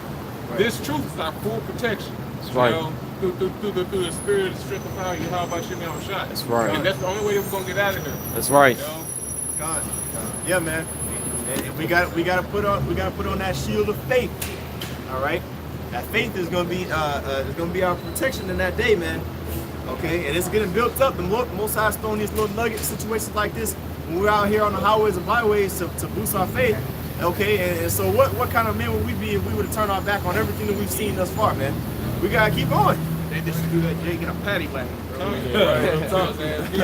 Yeah, man, the dog pound. He going to the dog pound. So, hey, man, judgment is being brought forth. No longer are we gonna be really, waiting for judgment like that. We're gonna start seeing more and more just instantaneous judgment, like boom, like you do something, boom, judgment. You know what I'm saying? It's gonna become more and more because as we live in those times, man. All right. Now who got what I was holding? What we were reading? Who was reading last?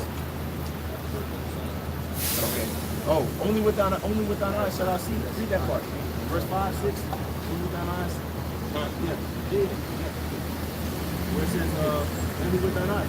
What's it? Psalms 91 and 8. Only with thine eyes shalt thou see. Shalt thou behold and see the reward of the wicked. See, That's so right. all this destruction is going to be coming upon this place. We're just going to see it. And we're going to be like, damn. Like Friday, Chris Tucker. Yeah. We'll be like, damn. We see a nigga get hit by a big ass bus, and just brains fall out, head fall off. Some Mortal Kombat crazy stuff, man. It's real life. Or get rolled over. His videos out there, man. People get rolled over by cars and stuff, man. Bodies, just limbs. Matter of fact, man, we gotta go to Joel.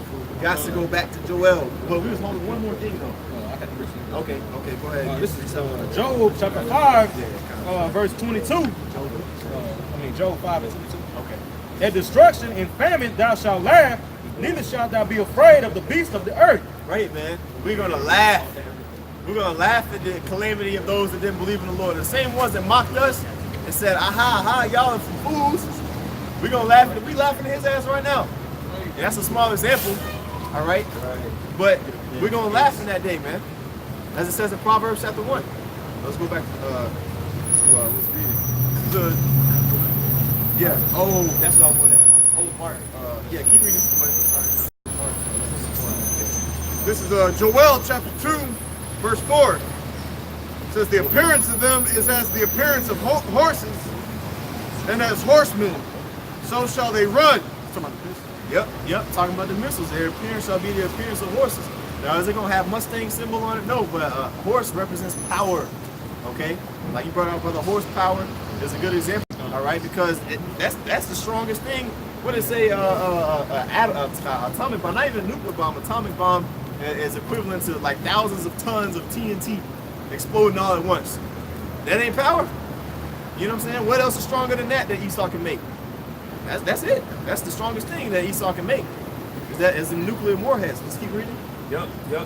Verse 5, like the noise of chariots on the tops of mountains shall they leap. Yep. Like a bunch of horses. When you go back, look at the old movies, they got a bunch of horses in a charge in a battle. There's a bunch of, that's the best thing you can use to really describe it. The best analogy. But it's going to be louder than that. You hear a military helicopter or a military plane fly over, you think, damn, what's going on? It's going to be loud, man. You see? Very loud. Go ahead. And the sirens at the same time going to be going off. Okay, go ahead. Like the noise of a flame of fire that devoureth the stubble. Man, like a real loud fire. Fire make noise, whatever, when it burns stuff, popping and cackling. You see? Go ahead. As a strong people set in battle array. Because one of the categories of the Lord's armies is the missiles. That's right. Okay, because you got the Yahweh of Sabaoth, Tazabawat, the Lord of hosts. All right, he's not just the Lord of the hosts of angels. He's the Lord of this army as well. Right. Which is going to be the missiles. It's going to be 20 million missiles, man. Come on, that's 200 million. 200 Slaki, brother. You're right. 200 million missiles. Okay, exactly. That's an army for your ass, man. Of missiles. Okay, go ahead. It says, before their face the people shall be much pained. Woo, man, they gonna be looking up like, oh, damn, we through. Bro, as proud as Esau is, man, that's the worst thing. Admitting defeat and seeing you don't have no way to get out of the death and torment that you're about to experience. Imagine that feeling, man, that gut-wrenching feeling. You see, you get a bad feeling, like I said, when a police officer pull you over. Okay, imagine how these people gonna feel. Okay, or you get your dog dies, something like that. That's like, oh shit, damn.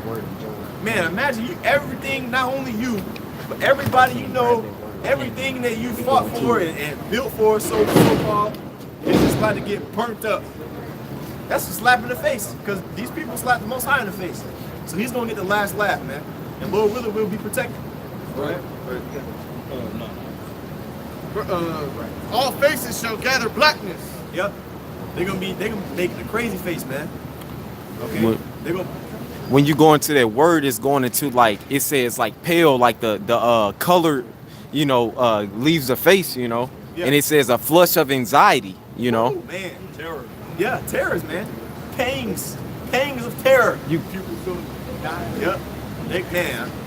Aneurysms, heart attacks, everything, man. It's gonna be a lot of people gonna die before the missiles even hit. Right. They gonna Oh yeah. If I may say, there was an incident when Hawaii? in Hawaii, Woo! and a man actually died. Man. Man. You saw that text? The text of death. Yeah, the death angel cut his spiritual neck right there. Man. It just dropped dead, man. Go ahead. Verse 7, they shall run like mighty men. They shall climb the wall like men of war. Yep, they're gonna go way higher than any. They're gonna penetrate cities, man. Okay, all these defense systems not gonna be able to do nothing, man, to defend against what's gonna come to this place. Go ahead. They shall march every one on his ways. Yep. Yep. Go ahead. And they shall not break their ranks. Right. They're not gonna disobey. They're not gonna malfunction. Esau technology for the Spirit of the Lord is gonna be on these missiles to hit their direct mark. That's right. All right. Go ahead. Verse 8, neither shall one thrust another. Yeah, they're not gonna crash into. See, that's how you know it's not talking about men, actual men. Okay, because they're not gonna crash. They're not gonna crash into each other, and explode. Because that's what the missile defense systems are meant to do. They blow it up and they contain the explosion up there in space or up there in the sky before it hits the earth. That's not gonna go down either. That's right. Not gonna go down either. Go ahead. This is in the Bible. This is in the Bible, man. It's lucky, man. Go ahead, brother. It says they shall walk every one in his path. And when they fall upon the sword, they shall not be wounded. Even if a missile or somebody try to shoot something at it, they ain't gonna do nothing. They ain't gonna do nothing, man. It's not gonna hit. Imagine you see Esau, he done spent millions and billions of dollars creating a technology to prevent that. Oh, we got the best missile defense system in the world. And that shit just bounce off. You go, oh shit. You see? That's what's gonna happen. Their face is gonna be turned into blackness. Like you said, brother. Verse 9, they shall run to and fro in the city. They shall run upon the wall. They shall climb up upon the houses. They shall enter in at the windows like a thief. Man, they're gonna climb upon the walls. They're gonna go over the walls. Enter into the windows. You might catch a missile to the face. You just baked the blueberry pie. You set it outside to dry, and you catch a missile right there. Boom. Everything just eviscerated, man. You and your whole neighborhood. I said that goes to that fire, man. How that fire, when something explodes, that fire just go, man. You know what I'm saying? Like a maze, it go straight through it. Yeah. It's gonna climb through the windows, man. Man, bro. Yeah. Go ahead. You said Jeremiah 9 and 19. 19. This is Jeremiah chapter 9, verse 19. Through the wrath of Yahweh of hosts is the land darkened, and the people shall be as the fuel of the fire. No man shall spare his brother. Fuel of the fire. Shoo! They gonna help the fire get bigger. You see what I'm saying? It's gonna be like gas in the tank to the fire that the Most High gonna sit down upon this place. Hey man, if it's not talking about the missiles, what is it talking about? Right? We've been talking about the missiles coming down on America the whole time, man. Right. And you gonna say, oh no, that ain't in the Bible. Where missiles at in the Bible? You see what I'm saying? We've been pulling out, like I said, we've been pulling them out, man. Okay? Go ahead, brother. That was it, brother? No, keep going. Okay, verse 20. And he shall snatch out on the right hand and be hungry, and he shall eat on the left hand, and they shall not be satisfied. They shall eat every man the flesh of his own arm. Come on, man. That's going into the famine. It's not gonna be no food trucks. All right? That's the spirit. The truck cranked up. No more FedEx to ship your online orders. Okay? Because there's not gonna be any more gas. It don't matter how much money you have. If there's no food in the stores, if there's no way for the goods to get to you, it doesn't matter. Your dollar is useless. Okay? Their food gonna run out, and that's gonna be it. Matter of fact, it talk about that in Lamentations chapter 4. I think it's Lamentations 4, and it's either 3 or 4. Let me pull it. Keep reading what you got, brother. I'm gonna pull it in Lamentations. Okay, come on. Verse 21. Manasseh, Ephraim, Manasseh and they together shall be against Judah. For all this, his anger is not turned away, but his hand is stretched out still. Yeah, yeah. All of this punishment that's gonna be going on, man. The Most High, yeah, we're gonna get it. Lamentations 4:9. Okay, all this punishment that's going to be going on is gonna be like, damn, when it's gonna end? They're gonna seek death and not find it. Go ahead, get it real quick. See if you get it. It's Lamentations chapter 4, verse 9. It says, they that be slain with the sword are better than they that be slain with hunger. Why is that? Why is they to be slain with the sword better than be slain with hunger? Go ahead. For these pine away, stricken through for want of the fruits of the field. Those that be slain with the sword are going to die immediately or within minutes or within a couple hours, and that's it. And they're going to go up to the spirit world where they can chill. Those that die by the famine, it says, read that word, read it again. Get that word kind in Hebrew. Lamentations 4:9. Lamentations 4 verse 9. They that be slain with the sword are better than they that be slain with hunger. For these pine away, stricken through for want of the fruits of the field. They're going to expire. Their stomach is going to consume within themselves. You ever been hungry, man, for longer, or went without food for longer than 2 days, a day? You know, yeah, fast. I'm talking to people, who ain't never fasted before. You know what I'm saying? Or sometimes when you do fast, you might get hungry enough 48 hours or 24 hours or however period of time that you fast. You will get hungry. That little hunger pain, it gets worse as time progresses. Okay? You got that word? Find a way. This is Strong H2100. It says who? It says to flow. Hold on. What did it say? No, Sawab. Yeah, Sawab. Yeah. Sawab, to flow, gush, issue, discharge. To die, pine away. Yep. To flow, the issues from women having issue, flux. Yeah, that's it right there. That's the definition where it says to pine away or to die. They're gonna die because they're gonna be so hungry.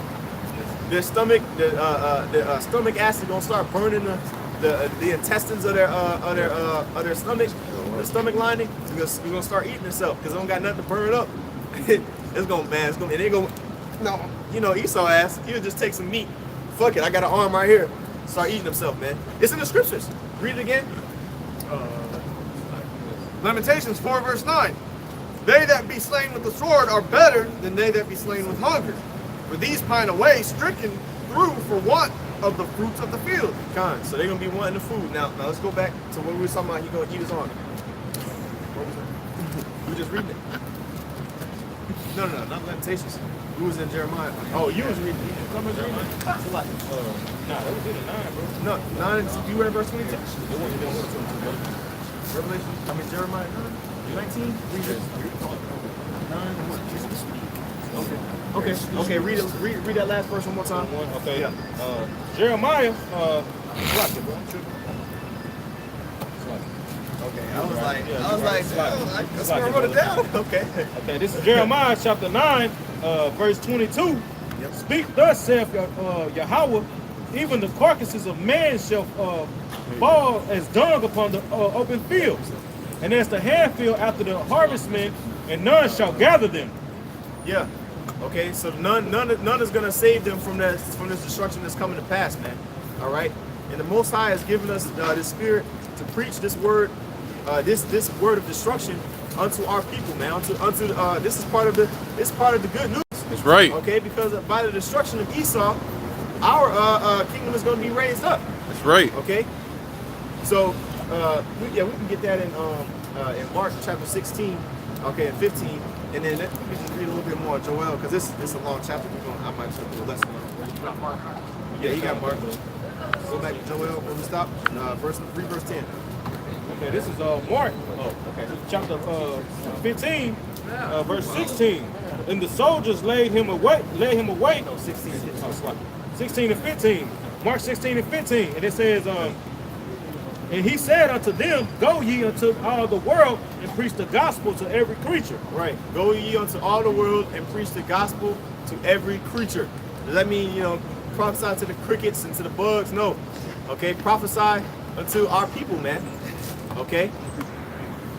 And it's not just get that in Ezekiel chapter 3 and like the last verse where it says wherein was written lamentation of woe. Read that again. I mean, well, keep going. Okay, Because come on. yeah. Verse 16, he that believeth and is baptized shall be saved. He that Saved believeth from what? Saved from what? Read it again. Son. Verse 16, he that believeth and is baptized shall be saved. Baptized means to become born again, to be renewed, okay, by the Spirit, to be washed. Your transgressions are washed away by the blood of Yahushua. Okay, so he that believeth is going to be baptized. He's going to be saved from the perilous times, like we just read, 2 Timothy chapter 3, verse 1. All right, go ahead and read. Continue on. Son. But he that believeth not shall be damned. Yeah, he that believeth not going to be damned. He's going to be burnt up. He's going to be condemned. All right, any way that the Most High is going to judge him, that's going to happen. Keep going. Son, 17. Yeah. These signs shall follow them that believe. In my name shall they cast out devils. They shall speak with tongues. They shall take up serpents. Man, If they that's what's going on right now. Okay, we casting out demons. All right, through the spirit of Yahweh Shem Yahshua, because we had demons on us when we was in the world. Okay, and then through this word, hey, we've been washed. right. Now it's still a continual process, day by day by day. But that initial washing, all right, we don't go back to our old lust. All right. Son, it says, they shall take up serpents, and if they drink any deadly thing, it shall not hurt them. Right, so Esau gonna try to sneak poison in our drink. He already doing it now, you know, eating our bread and following amongst the heathen. All right, certain things might come to us, but as long as we have faith in the Most High, that He's protecting us, that's what's gonna go down, man. We're gonna be protected, okay? That was the point, man, because that's spiritual power in itself. All right, so I'm gonna go ahead and hand it off to another brother. You know what I'm saying? And I think you said Mark, you said you're gonna go ahead, right? Okay, you ready? Okay, come on. We're in chapter 1 of Israel, and going into, like you say, basically how this Esau, he has basically been the wicked root of the world. You know what I'm saying? And for you Israelites, you notice, for us going back, you know, when the Lord, He actually brought us in and He scattered us throughout the whole entire world. You know, that's why we have so-called, like say, confusion of faces. You know what I'm saying? You got Israel amongst every nation, you know? So that's why we know through the Spirit, you know? And like I said, as we see, things have been scattered.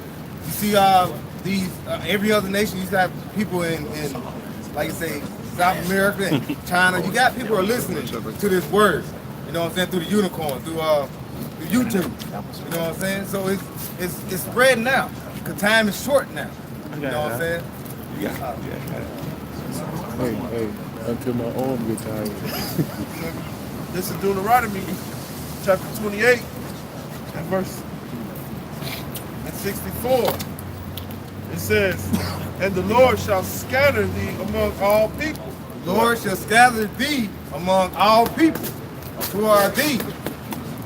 You so-called black, Latinos, and Native Americans.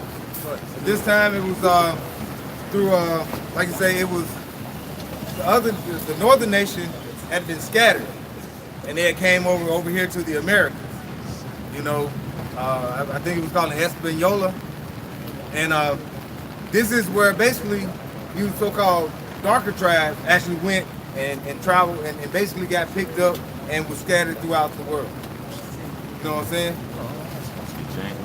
James 1:1. It says, and Yahweh shall scatter thee among all people, from the one end of the earth even unto the other. From the one end of the earth to the other. Over here, okay? One from the east all the way to the west. All right, and that's where the west basically has been basically ruled by the so-called Edomites, self-proclaimed white people. All right, and there's no ifs, ands, or buts about who run the world. That's right. All right. James 1:1.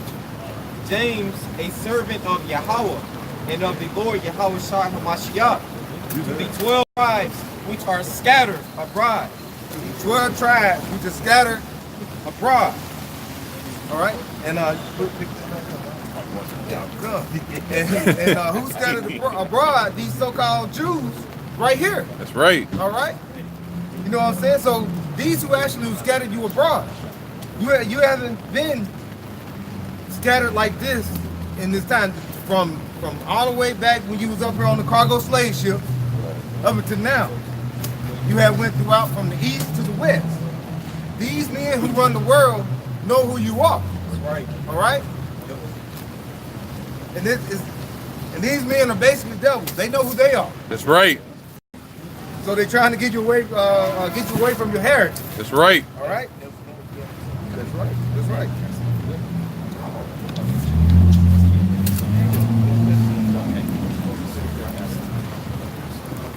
This is going back to James chapter 1.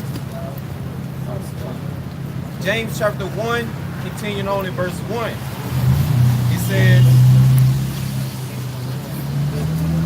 It says, greeting, my brethren, count it all joy when ye fall into diverse temptations, knowing this, that the trying of your faith worketh patience.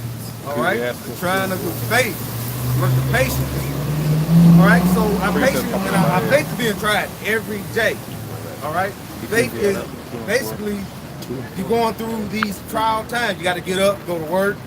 All right? You got to deal with your woman. You got to deal with these Edomites at work, the boss, which is a 9 times out of 10 is a Edomite.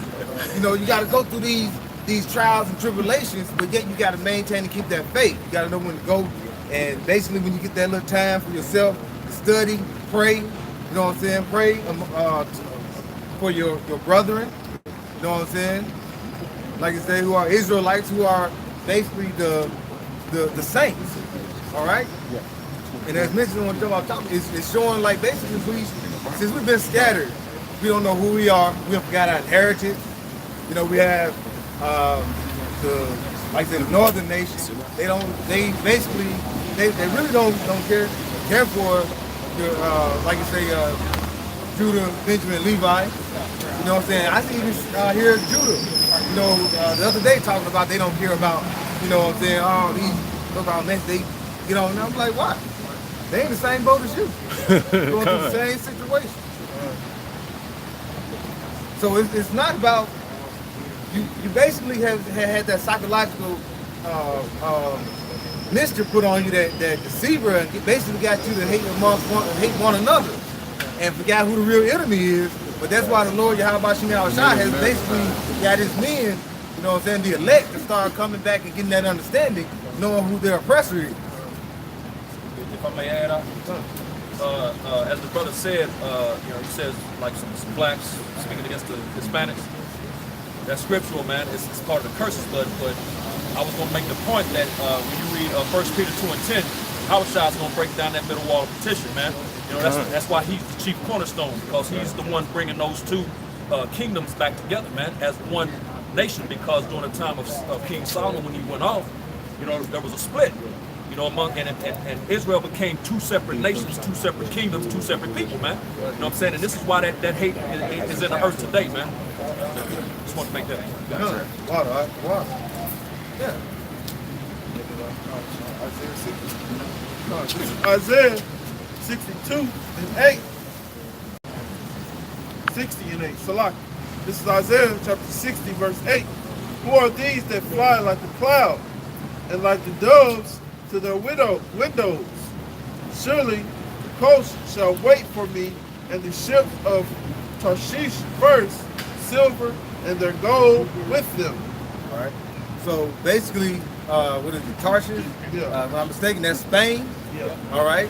So what happened, like say the Spaniards, different ones, they basically have got you nations and put you in slave trades. But like I say, the actual slave trade started back in the 1400s. That's right. You know what I'm saying? One thing's like Cristobal Colon. You know what I'm saying? I'm just reading. It said in Salak, verse 9, it says, surely the coast shall wait for me, and the ships of Tarshish first, to bring thy sons from far, their silver and their gold from them unto the name of Yahweh, thy power, and the Holy One of Israel, because he has glorified thee. And this is showing basically how your northern nations went into captivity. All right? And like I said, it went back into around the time of Cristobal Colon. You know what I'm saying? So it wasn't just so-called blacks that was in captivity. You know what I'm saying? You had the lighter nations. You know what I'm saying? Your so-called Mexicans. All right. So-called you know, just all of the northern nations. You were actually was in captivity. You know what I'm saying? You got shipped too. You know what I'm saying? They were shipping you from the west, taking you over back into Spain. All right? You gotta just look at that and be like, okay, well, why nobody just I never went in there in school. You know what I'm saying? I mean, Seville, Spain was the reverse slave capital of the world. You know, and whenever the ships came from the western coast of Africa to America, they never left empty. You know, that's why they came, dropped them off. They didn't even clean out the boats. You know, they just put Gad and Issachar into the boats and sent them to Spain. They didn't even refill food. Why did they go to Spain? Why did they send them back to Spain? Did they go over there just to say y'all hang out, populate, be married? No, they were slaves.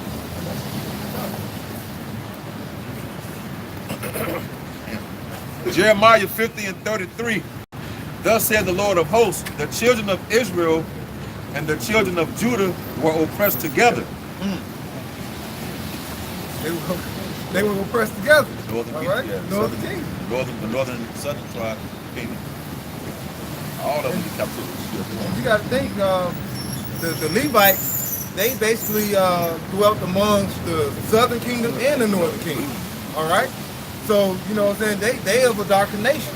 So you can't tell me if they came and basically conquered the northern kingdom, they didn't have some of the dark nation mixed in with them. You know what I'm saying? Thus said the Lord of hosts, the children of Israel and the children of Judah were oppressed together, and all that took them captives held them fast. They refused to let them go. There you go. And actually, we still in captivity, so they haven't let us go to this day. We still in captivity. That's right. And it should be, and like you say, it's not, it was physically, and now they have put you in cage mentally. All right? Verse 34, their Redeemer is strong. Somebody will help shots, right? The Lord of hosts is his name. He shall thoroughly plead their cause, that he may give rest to the land and disquiet the inhabitants of Babylon. How you gonna disquiet the inhabitants of Babylon? What it says in Isaiah 63 and 1, you know what I'm saying? He gonna come through Basra. You know what I'm saying? And he gonna be stumping and have his garments full of crimson. Just going there kind of roughly paraphrasing, but that's as Isaiah 63 and 1. Also look at Revelations, what is that? Revelations 19. You know what I'm saying? Who is that white horse? That is Yahweh Shai that's coming about. Yep. All right? Yep. This is Joel chapter 3, verse 2. I will also gather all nations and will bring them down into the valley of Yahweh Shaphat. All right? And that's Yahweh Shaphat, Yahweh's judgment. You know what I'm saying? So he's bringing all these nations into this, what we call the Middle East. But he's bringing all these nations and he's bringing them amongst each other like a melting pot. Like they say, like America, it's a melting pot. So they're bringing all these other nations to melting pot. It says, and will plead with them there for my people and for my heritage Israel, whom they have scattered among the nations. All right, so that's why he's pleading for his people, you know, because us as men, we don't know who are all the 1/3, who are all the elect. You know what I'm saying? The Lord, he's pleading for his people, but mainly he's pleading for the elect. Because the 2/3 y'all gonna come to the loins of the elect. Right. All right? It says, and pardon my land. And it says, and they have cast lots for my people, and have given a boy for a harlot. And that's what they did when they put you in and picked you up and brought you over to the west, got you on them cargo slave ships. They put you on the they call like the chopping block, and they did it on you. The auction block. The auction block. Right. Bidding on you. You know what I'm saying? They getting wheat and wine for you. That's all you worth. And you're gonna go out and you're gonna look at this man and you want to be equal with this man? You better than this name. That's right. That's right. Esau is the scum of the earth. To you, nation, to you, well, some of the other nations actually starting to realize that because they actually know who this real man is. But you that's under his oppression, you don't see that. Now, honestly, the whole world is under his oppression. But Israel, you don't understand. You don't have that knowledge to know, and you don't want to know. Isaiah That's why we say the hell with the 230. All right? This is Deuteronomy chapter 28:1. It says, "And it shall come to pass, if thou shalt hearken diligently unto the voice of Yahweh thy power, to observe and to do all his commandments, which I command thee this day, that Yahweh thy power will set thee on high above all nations on the earth. And all these blessings shall come on thee and overtake thee, if thou shalt hearken unto the voice of Yahweh thy power." The brother said, "We better than the other nations because the Most High gave us the way. He gave us the truth and the life. You know, He gave us His only begotten Son, along with the law. You know, so that we can be a statue to the nation. So yeah, we are better than the other nations. We are significantly more important than the other nations. They do have a place because they gotta serve our nation, you know. But ultimately, our people are the pillars of the earth. We're the ones that's supposed to rule and supposed to judge the earth and keep it in its right function, and you know, in a pure balance. You know, we're the people that's supposed to do that. So it said, basically, you just abide by his words, you know, keep the law, statutes, and commandments. You know what I'm saying? You was going to flourish on this earth. All right? But chapter 15, it says, "But it shall come to pass, if thou wilt not hearken unto the voice of Yahweh thy power." And this is what we did. You know what I'm saying? The Lord said, all you got to do is go ahead and listen. Basically, keep the Sabbath day. Keep the high holy days. You go out and basically keep the law, statutes, commandments. You're going to flourish. But if you do not hearken unto me. It says, "If thou wilt not hearken unto the voice of Yahweh thy power, to observe, to do all his commandments and his statutes, which I command thee this day, that all these curses shall come upon thee and overtake thee." All right, and that's what happened. And the curses in Deuteronomy 28, all these curses came upon thee. And that's what we see after after 15, he started breaking down what's going to come upon us. Hence, Deuteronomy 28 and 68. Yeah, that's what happened. You know what I'm saying? We got into a cargo slave ship. Right. How did this happen? Because we did not hearken unto the voice. Yes, exactly. We did not hearken unto the voice of the Lord, the Most High. So with that, he put us in this captivity where it says, "No man shall buy you." And it says, "Curse shall be." Oh, you mean to go back to 68? Deuteronomy 28 and verse 68. It says, and Yahweh shall bring thee into Egypt again with ships, by the way whereof I spoke unto thee." With ships. What other nation you know have went and basically got been captive and been shipped in ships? All right? And you know when the Lord talking this and we didn't hearken to him, it wasn't going to be no cruise. All right? There wasn't be no relaxation. You know what I'm saying? Pools on top of in the ship. No, it was going to be harsh bondage. That's right. And this is what happens. Can I say something real quick? And when did those so-called gutter rats go into slavery on ships? That's right. Right. Said again. Yeah, We ain't never been in slavery. Nonetheless. I just talked about that. And those gutter rats, those are the ones that contributed to your bondage. Right. You know what I'm saying? Who owned these ships? The elite. The so-called Jewish people that's over there now in Israel. That makes sense because they funded Christopher Columbus to come over here. Right. They funded pretty much It says, everybody. "Thou shalt see it no more again, and there ye shall be sold unto your enemies for bondsmen and Salaki, for bondsmen and bondswomen. All right, and we wouldn't see it no more again. Now, how are they basically pertaining, and they the ones, the Most High, the apple of their eye, and they over there now. You know what I'm saying? And I ain't saying living a life of luxury because they have defiled the earth. They have defiled the land. That's right. You know what I'm saying? And the only way that land would be cleansed is through thermonuclear destruction. That's right. All right? Numbers 35 and 33. I got this is Jeremiah chapter 16 and verse 10. And it shall come to pass when thou shalt show this people all these words, and they shall say unto thee, why hath Yahweh pronounced all these great evil against us? What or what is it? What is our iniquity? Or what is our sin that we have committed against Yahweh our power? That's the nerve of you so-called Negroes, Latinos, and Native Americans, man. You question the Most High. He's telling you why he put you in captivity, but you questioning him. Jake, what? Why you doing this? You see why? You see why he did this. And when you ask why? Why are you doing this, Lord? That's just like you go steal a car when you were a kid, 14 or 15. Then when you get home, your mom whooped your butt. Then you're like, oh, Mom, why are you doing this? Daddy, why you whooping me like this? What did you do? What did I do? Right.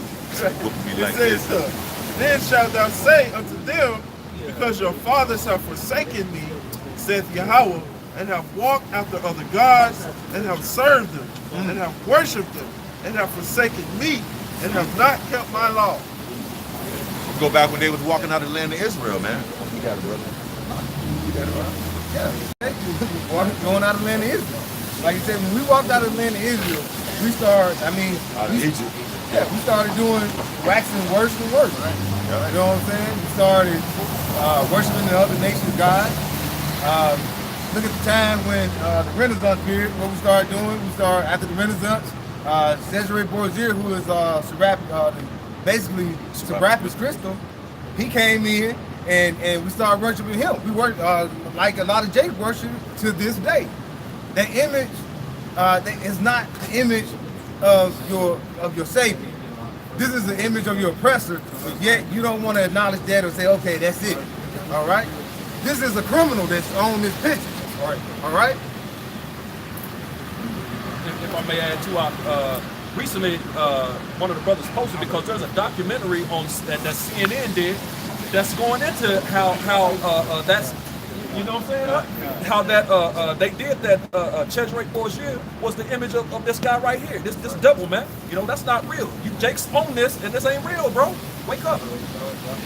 They also got images of that faggot Michelangelo, the painter, with a dark skinned image of the Lord, and painted a new image which was pale, an Edomite. What is that? Whitewash. And also, like I say, Iconoclasm. what is that? It's actually, I don't know if it's on Showtime or HBO, called The Borgias. Yeah. So they show you how much, and I think the first season was like the first crime family. All right? And I think it's what his father, Alexander the III. Alexander the Sixth. The Pope of Rome. Yeah, Pope. Yeah. And it shows you in that show. I haven't got too much into it. I started watching it. How basically they came in and basically raped, robbed, and murdered their way up to the top. Even the Pope. He became the Pope through rape, rob, and murder. You know what I'm saying? Hey, can I make a point real quick? Sure. Because when you go into the history of him, it was a sixth or the fifth. I think it was one of the two Pope, Alexander the sixth or fifth. I have to get it mixed up. But he was the one. Either way, Caesar Borgia's father. That's what I'm talking about. Six. Okay, that's fine. So he wrote the Dumb Diversus. You know, brothers never heard of Dumb Diversus? DUM Diversus. Google that, because it goes into how Esau got. He basically that was basically the letter that said, okay, the doctrine of discovery is okay, because anybody who doesn't come in the spirit of Christianity, you put him in slavery. You know what I'm saying? Just a declaration that was made hundreds of miles away, and then Esau acted upon it. That was back in like 1400s, before Christopher Columbus even came to the America, or to the Western Hemisphere. You know? So there's a lot of history. If I can say something too. You researched the Spanish Inquisition. Too. I think that was before Christopher Columbus as well, if I'm not mistaken. They were crucifying and persecuting a lot of Jake who weren't submitting to that Serapis. What was it called again? The Spanish Inquisition. Over there in Spain, man, where a lot of Jake was. I was thinking, during the Spanish Inquisition, they were actually doing hangings like they were doing. They were torturing Jake into accepting that image. And then if they wouldn't, they would hang them up. They tie their arms up behind their back and lift them high until they agreed to do it. The Knights Templar was one of the groups that actually did that. You know, because they were going around professing Serapis Christus, you know, as being the Lord and Savior. You know, so there's a lot of history right there. If I can say this, and where in the scriptures does Yahweh Shai say that we're gonna kill people to get them to believe? We're gonna torture people to get them to believe in Him. Where in the scriptures does Jesus Christ say that we're supposed to torture people to get them to believe in Him? The conquistadors came to Spain, where the Aztecs and the pure Mexicans were, which are the Israelites, which is the tribe of Issachar. They're not Mexicans, they're not Aztec warriors, you know. They're actually Israelites, where the so-called white man came and forced Christianity on you and tortured your people to get you to believe in it. That's right. And now you're riding around on scooters down here, looking crazy. Looking like an Aztec warrior. Paying East on the rider scooter. This is Jeremiah chapter 16, verse 12. It says, "And you have done worse than your fathers. For behold, ye walk every one after the imagination of his evil heart, and they may not hearken unto me." That they may not hearken unto me. Therefore will I cast you out of this land, and into a land that ye know not, neither ye nor your fathers, and there shall ye serve other gods day and night, where I will not show you favor. Now I'm gonna say, man, Jake be in church all day long, man. Jake be in church all day long acting the fool, man. Jake can do some iniquity and go back to church and go back and act some more fool, you know? Like you said, took you to a land far, far away from your inheritance, your land of Israel. It took you far away from it. You know what I'm saying? This is Baruch, chapter 4, verse 6. There you go. You were sold to the nations, not for your destruction, but because ye moved Yahweh to wrath, ye were delivered unto the enemy. Like you said, the Most High, like if this man, you were sold unto him for not to get destroyed. That's why he has to make his return swiftly, because if you don't, it won't be no flesh left, as the scripture says. This man will basically destroy everything. Fish are dying. Jake is out here dying every day by the hands of Esau. You know what I'm saying? Getting shot in the street. You know, when you get pulled over, your heart starts pumping. You want to stick your hands out. Say, hey, when you come up, I already got my hands out. Still might get shot. You know, so this is not our rest. We always on our tiptoes looking around. You know what I'm saying? Because one moment you looking around, next minute Esau got you hemmed up. What you do? I don't know. But I tell you one thing, you did something. That's Esau.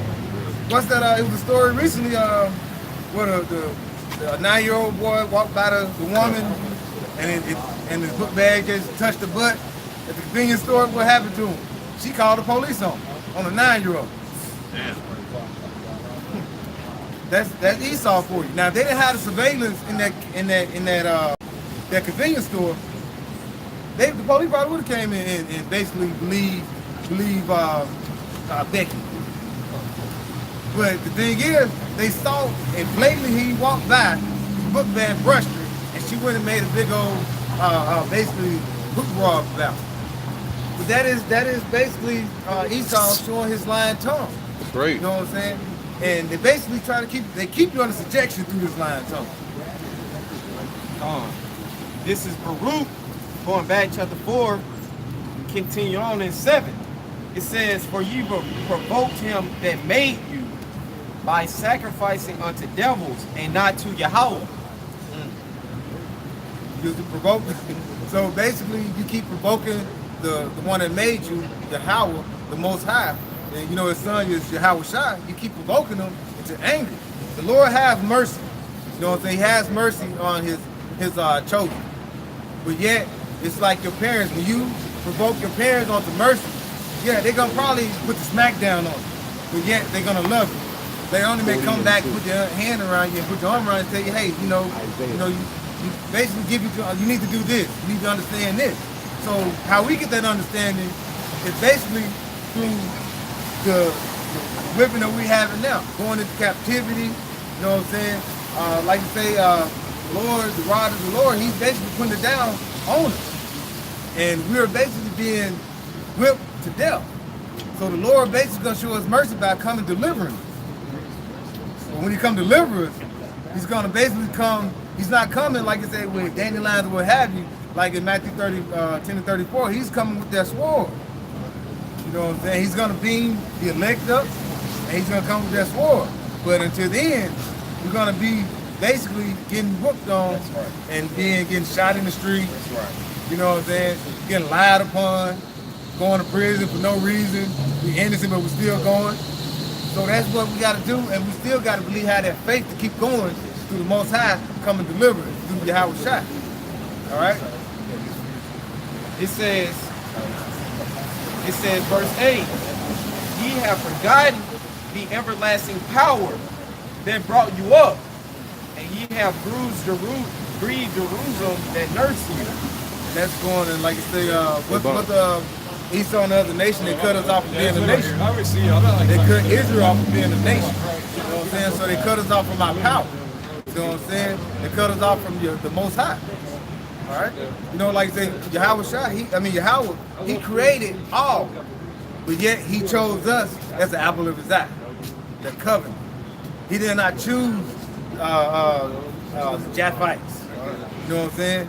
He did not choose the Moabites, the Ammonites. He chose Israelites, you know? Verse 9, it says, for when she saw the wrath of Yahweh coming upon you, she said, hearken, O ye that dwell about Sion. Yahweh hath brought upon me great mourning.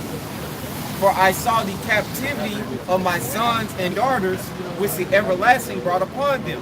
You know, and just going into how the brother was saying, we were removed from our land, Jerusalem, all right, the Israelites, all right, into a land that we, we had never known about, okay, which is, doing the slave trade, okay.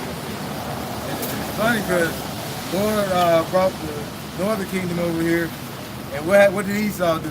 He came over here and got us in captivity still. Then what happened in that cycle? He takes you over to Spain.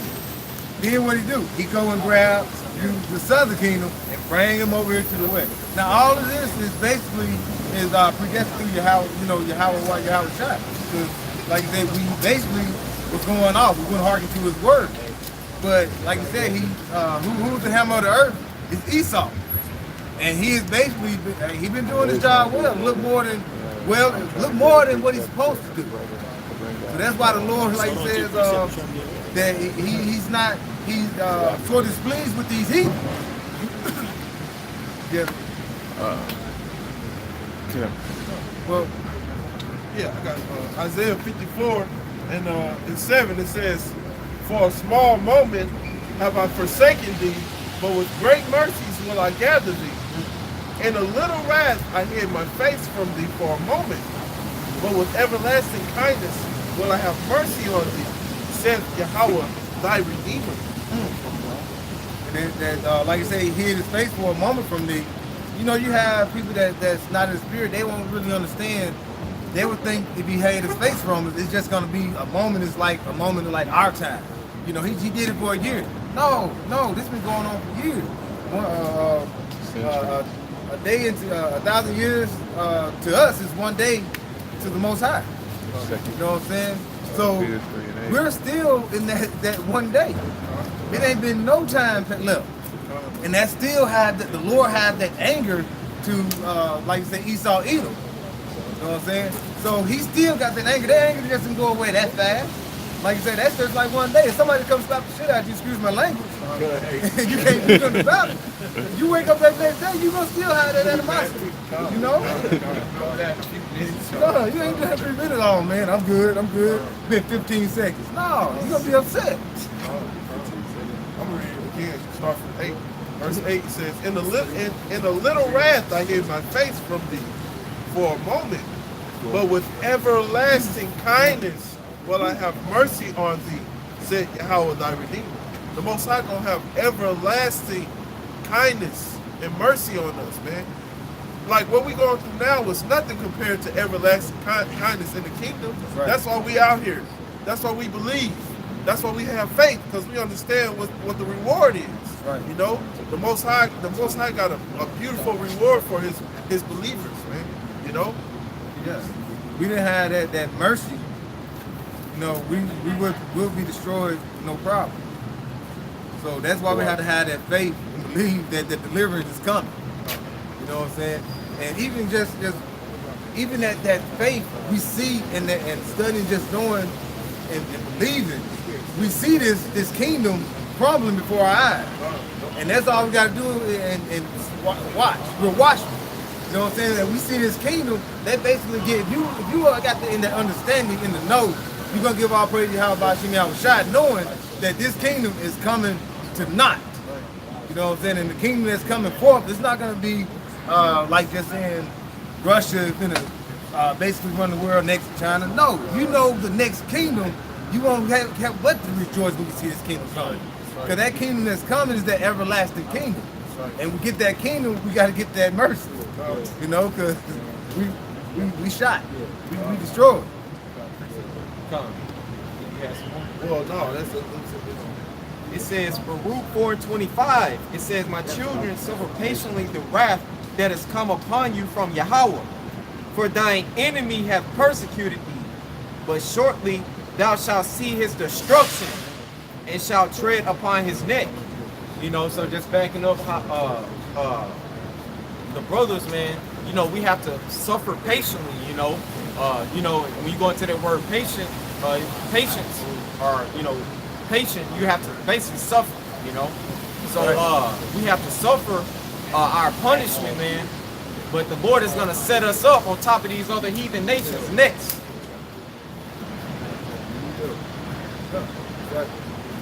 This is Jeremiah 16 going back, and I'm going to go to 14. It says, therefore, behold, the days coming, said Yahweh, that it shall no more be said, Yahweh liveth, who brought up the children of Israel out of the land of Egypt. But Yahweh liveth, who brought up the children of Israel from the land of the north, and from all the lands where he had driven them, and will bring them again into their land that I have gave their fathers. Right. And I just want to just go at first, like you said, Yahweh living. He's not one of these dumb items. You know what I'm saying? He's a living power. All right? No, I'll just say, I'll read it again. What are you talking about? It says, therefore, in verse 14 of Jeremiah 16, therefore, behold, the days come, saith Yahweh, so like saith the Lord, Yahweh, that it shall no more be said, Yahweh liveth, who brought up the children of Israel out of the land of Egypt. Because everybody know about the great redemption of the children of Israel out of the land of Egypt, where, you know, they even make movies about it, where Moses was led by the Most High to deliver his people, which is the children of Israel, not the children of Israel and the Moabites and the Ammonites and the Japhites and all of the nations, but the nation of Israel. It was a marvelous thing for all the nations to witness and to know, oh, those are those great people, that their God actually came.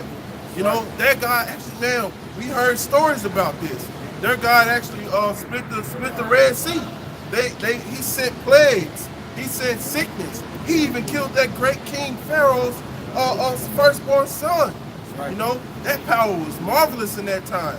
And he did all that for that one nation of people, which were the children of Israel. That's right. Which is us, the so-called Negroes, Latinos, and Native Americans.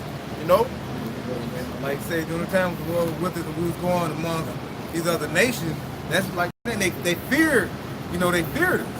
They feared Israel because they knew, like you said, when we was coming with clouds. You know, they gonna see that cloud, that chariot that's gonna be before. You know what I'm saying? So they feared Israel. Do they fear you now? No, but the Lord turned his face from you for a moment. You know what I'm saying? So when he turned that face, you know, we basically are going basically like mice that's blinded. We can't see anything, so we just going through this world, not knowing who we are. We just basically just wondering. You know, so but the Lord had brought us back to getting that understanding, so we're getting that no. And like I said, the 2/3, you're not gonna get it. You know what I'm saying? We're gonna keep pushing this word, keep bringing out the word, the truth. You know, because we're sealing up the elect. Lord willing, the elect is sealed. We just waiting for the Lord to come down. We just keep that faith. But if you go around and keep listening to Esau, Edom, this so-called white man, the self-proclaimed white man, you're gonna end up dying. That's right. You're gonna die amongst with him. You know what I'm saying? Sirach chapter 12, verse 10. Never trust thine enemy. Never trust thine enemy. Never trust thine enemy. Who was your enemy? I don't know, the man that basically came to the west coast of Africa, put you on boats, you know what I'm saying, lied about who you are, you know what I'm saying, rule the whole world right now. I mean, could that be somebody you supposed to trust? You supposed to trust? They look wicked. That's right. Right. I mean, they just look wicked. Even David He got so much blood. Yeah. Then you got Cesare. This is reincarnation. Chezzy B.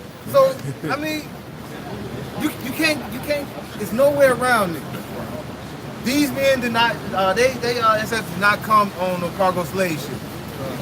You know what I'm saying? They paid for them. Paid and brought to you by these wicked men. That's right. That's what it was. They brought this amongst you people. This is the hammer of the earth. I know they look old, evil, and just weak, but they got the power. That's right. You know what I'm saying? And we're not gonna get out of this until, you know, our big brother Yahweh Shai is sent from our Father and come and deliver us from this wicked society, wicked world, these wicked men. And it's not all love. These men are wicked. All right? You can't love wicked. I was gonna say, man, hey, they ain't suffering, man. They living on the high horse, man. You have Yahweh Shai came back, have the Savior came back, and gave the kingdom of heaven, and issued the kingdom of heaven, because they calling themselves Jews, they calling themselves Israel. You know, they believe on that. But that's not who that is, man. They took the covenant of Jacob that Yahweh gave to our people and made it their own, forcefully. And that's their blessing of sword. So with force they took and ruled. With force they got this spot where they put our people under subjection. Right. But Yahweh Bashem Shah is going to destroy him, man. Right. He's a bastard. And this man, like I said, he actually, now look how wicked this guy is. He can actually put GMOs and fake food. Now I don't know, they may, but I don't believe they eating the real thing. Yeah. Oh, yeah. And they give you nothing with no nutritional value. They're killing you slowly. What do you think all this cancer and everything is just erupted all of a sudden? Nobody will walk around with all this cancer and dying and being sick all the time. Who did that? These are men that run the earth. Right. Hey, you know what's funny? Cancer in the past AIDS. Ooh. AIDS used to be the shit at one time. It ain't never been the shit, but it's been popular at one time. But cancer overtook that.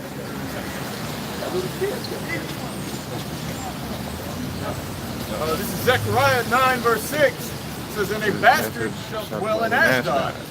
And I will cut off the pride of the Philistines. Just a quick precept. How you call these people of because that's not their land. You know, they're over there dwelling in the nation of Israel's land.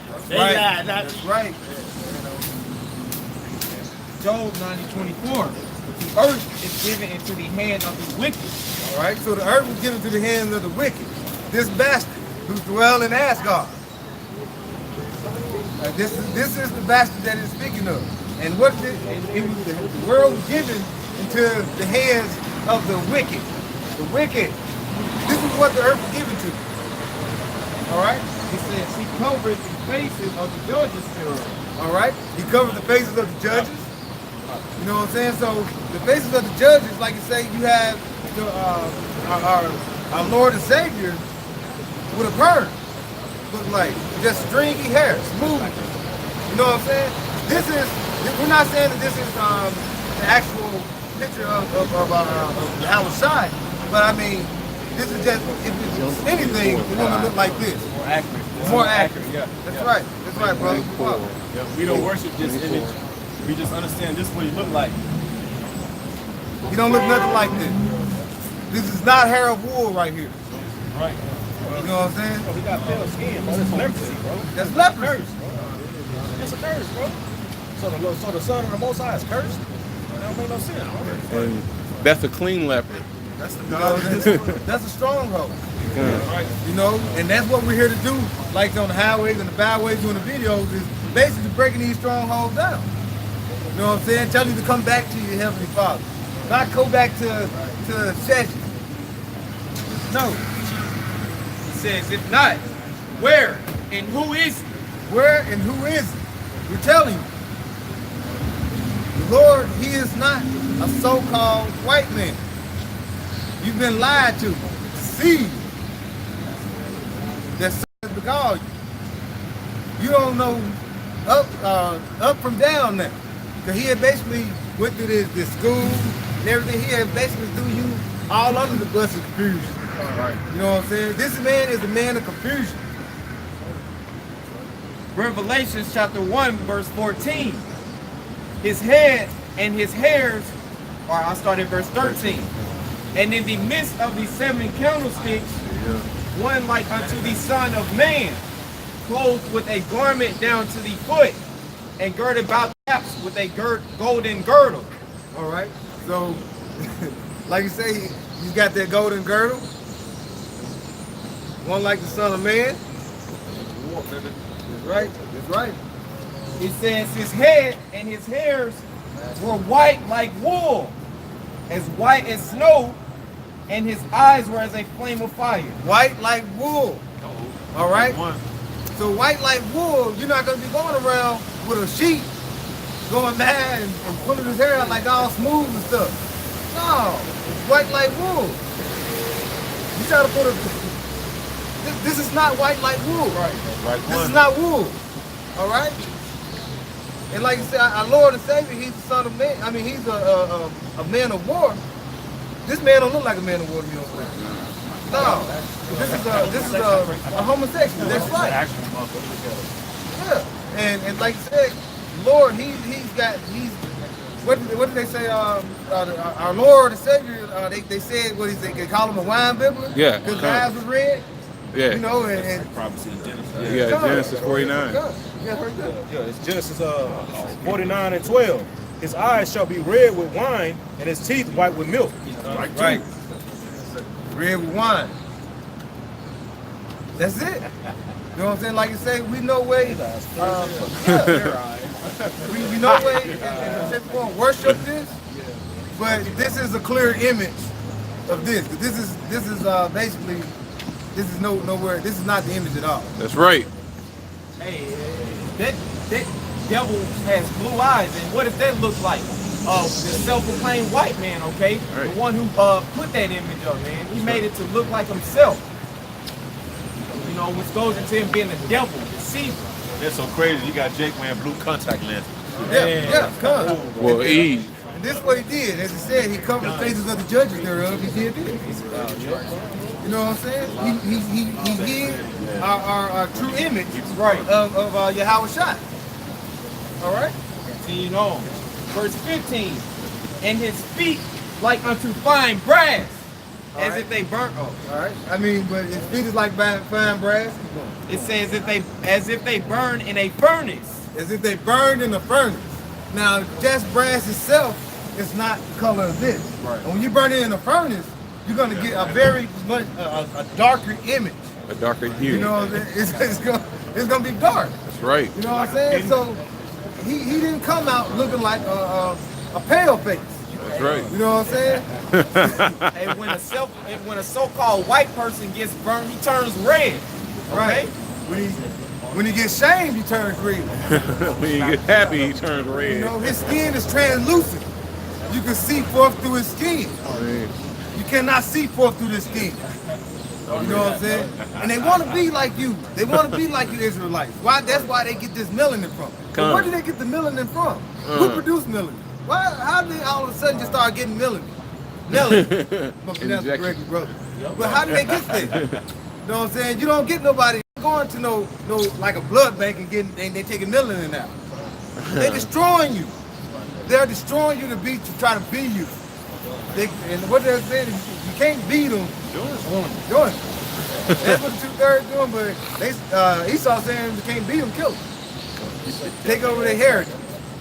Trade them. We can see them. Yeah, we can beat them. If I may, I was gonna say, Go ahead, bro. you got it, man.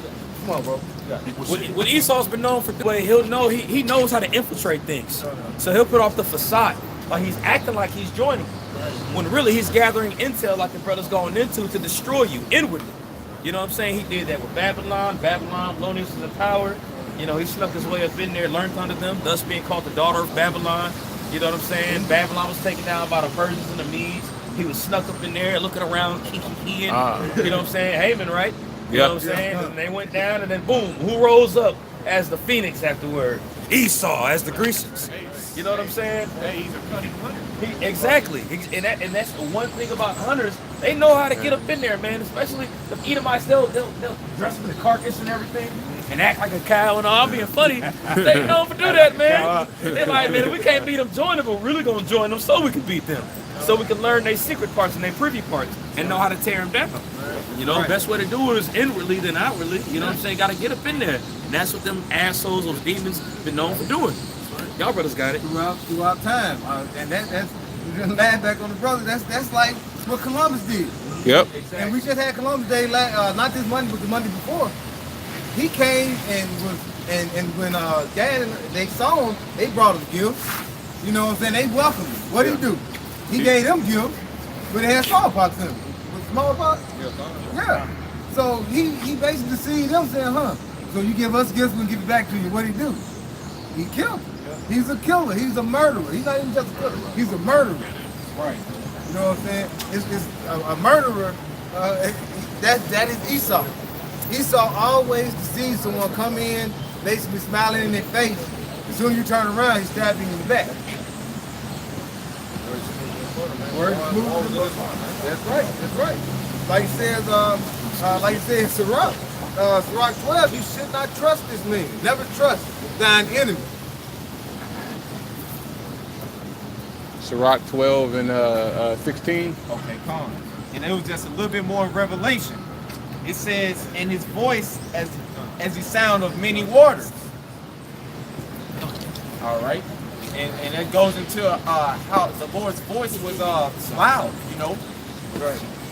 Sounds of many waters. If you go out into an ocean and hear that water, you can hear that deep.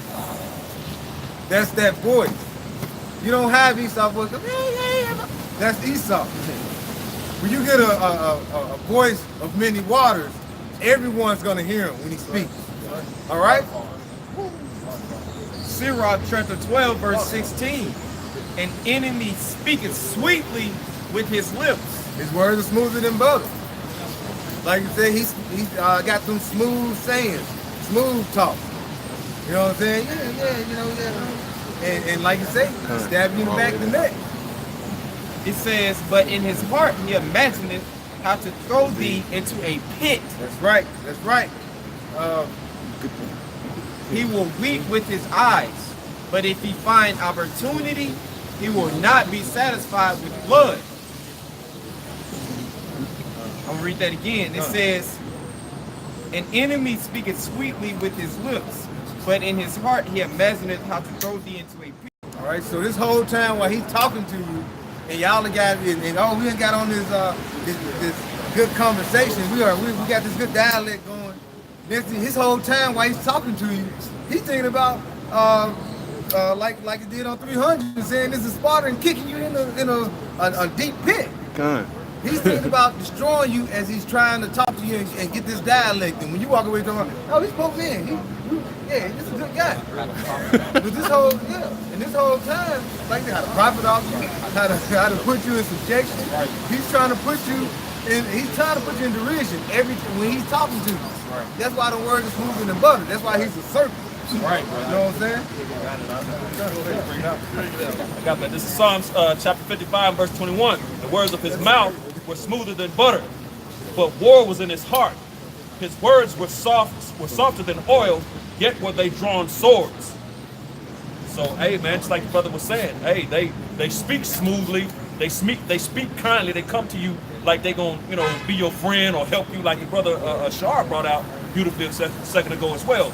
But then in their heart, which is their mind, the whole time they thinking about how to take you out, man, and take your place, which is exactly what they did to the nation of Israel. And that's why you got some fakes over in the land right now, man, pretending to be you.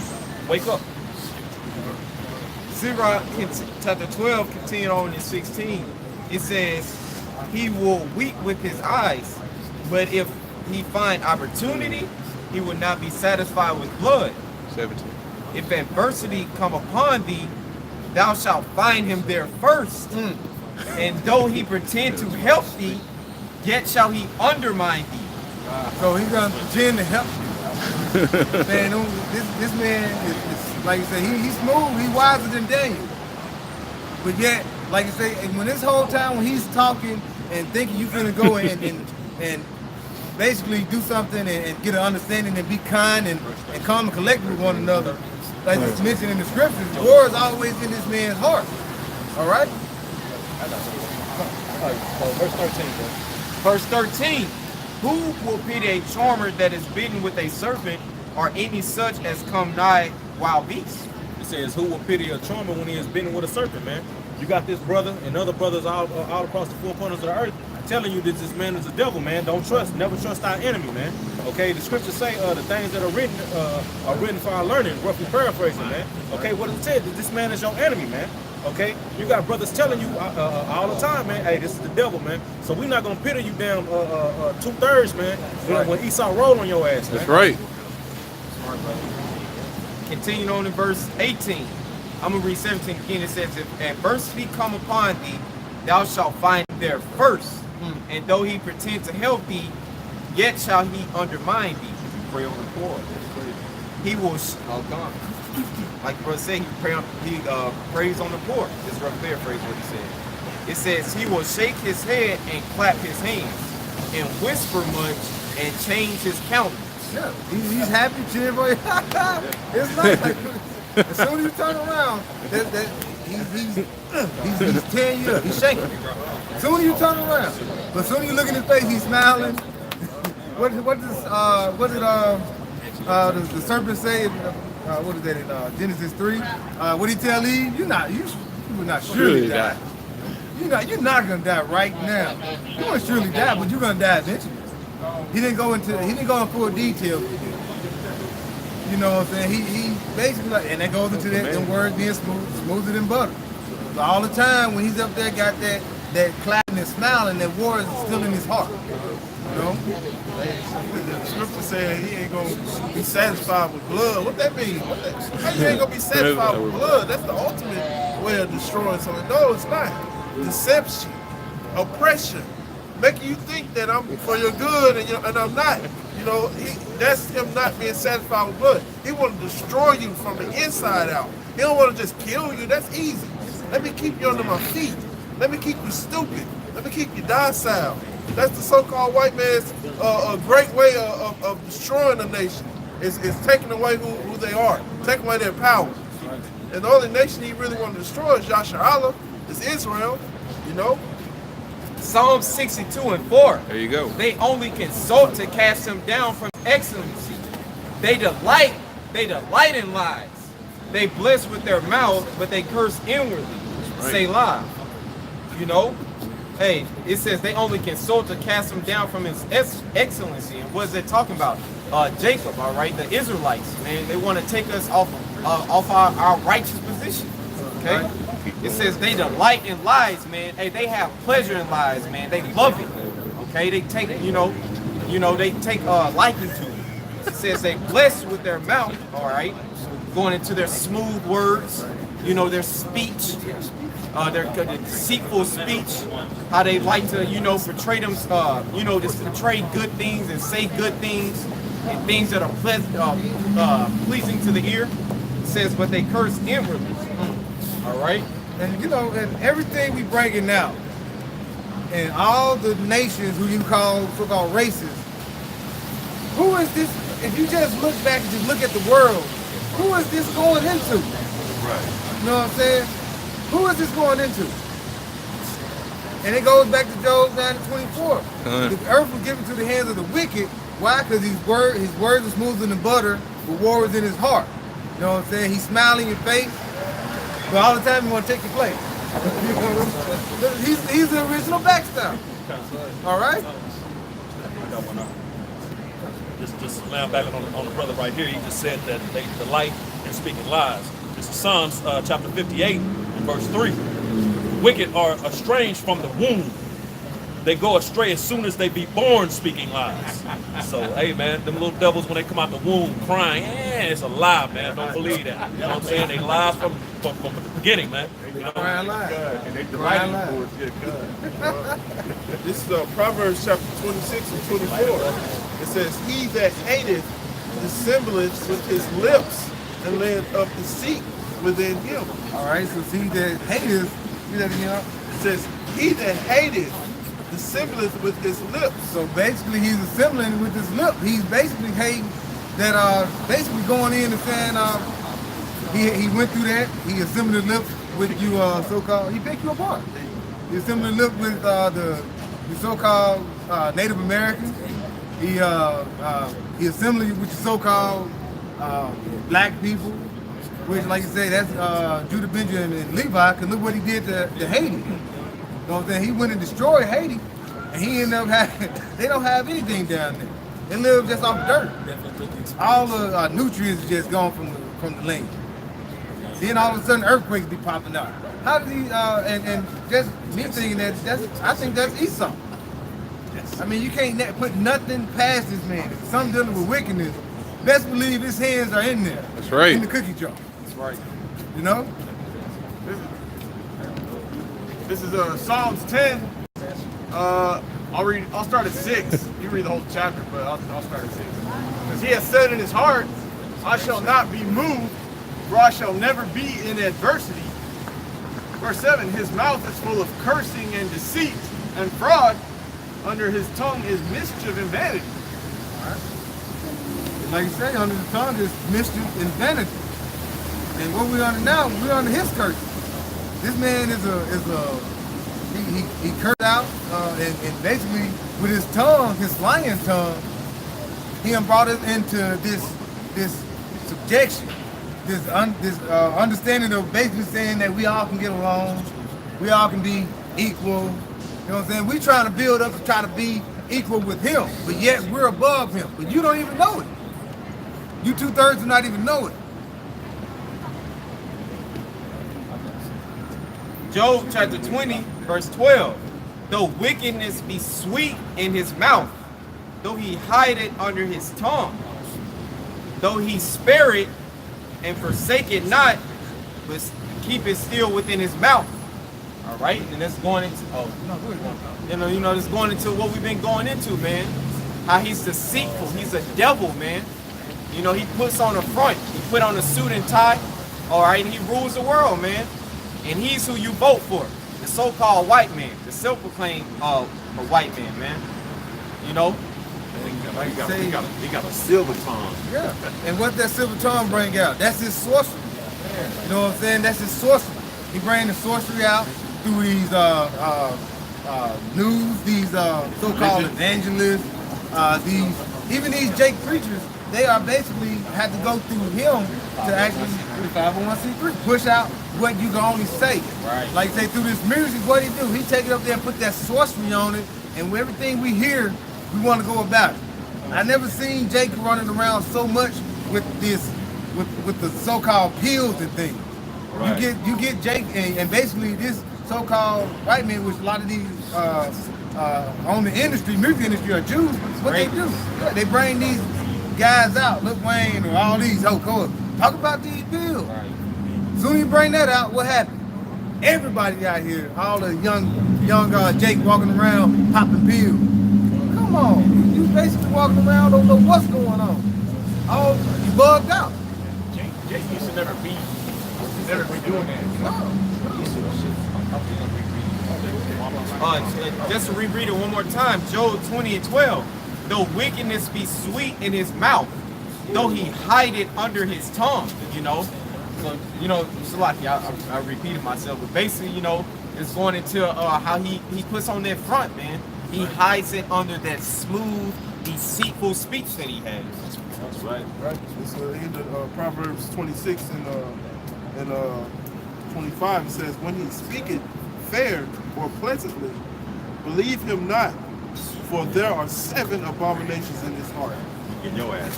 Woo! He talking that smooth, low voice. Yeah. You know, it ain't got no strong pitch. This is a good thing. Got a charming style. This guy right here. Like I say, 7 abominations? 7 abominations. That's right. It was just like just a car sales analogy, man. I used to work with the so-called white man. The so-called white man makes perfect salesman, man, because he's deceitful. It comes naturally to him. You know, he put on that he'll shake your hand real firm, a soft voice. You know, that charismatic smile. You know, But he delights, like it's good to say, and that's tough. Right. You get one more and we'll end off with that one. Yeah, this is Wisdom of Solomon, chapter 2, and verse 9. This came from the brother of the Shah. And it reads, let none of us go his part of our voluptuousness, his delicacies. Let us leave tokens of our joyfulness in every place. You know, that's what Esau goes around the earth doing, man, you know, and boasting and bragging about it. And I say that voluptuous, that's like going back to his you know what I'm saying, his fatness of the earth. Voluptuous, that fatness. You know what I'm saying? For this is our portion and our lot in this. You know what I'm saying? So, you know, because Esau, you want to keep going? Let us oppress the poor. Okay, let us oppress the poor righteous man. Let us not spare the widow, nor reverence the ancient gray hairs of the aged. Who's the poor? Who's the poor? That's you so-called Negroes, Latinos, and Native Americans. Read that last part. Back in Wisdom of Solomon, chapter 2 and verse 10. Let us oppress the poor righteous man. Let us not spare the widow, nor reverence the ancient gray hairs of the aged. Right. And mercy, the gray hair of the aged, you know, and like you say, prophets, saints, like you say, we're still amongst the poor. You know, and it's going back to you so-called the poor in that scripture is you so-called black, Latinos, and Native Americans. That's right. But that's why we're out here pushing this word, because that we were looking for that richness is gonna come in the kingdom. So we're gonna keep pushing this word, keep going, and like I say, dwelling in the truth, and keep basically saying death to the 2/3, death to you Edomites, and call halal Yahweh Shem Yahushua. We're gonna get out this thing. I don't know. And with that, we want to give all praises to Yahweh, Ba'ashem, Yahushai, Ba'ashem, Rakakadash. Once again, double honor to the apostles of Great Millstone, who rule well. Peace and blessings to you brothers that are out here on the highways and byways, doing the videos, pushing this word in truth and sincerity. Shalom. Shalom.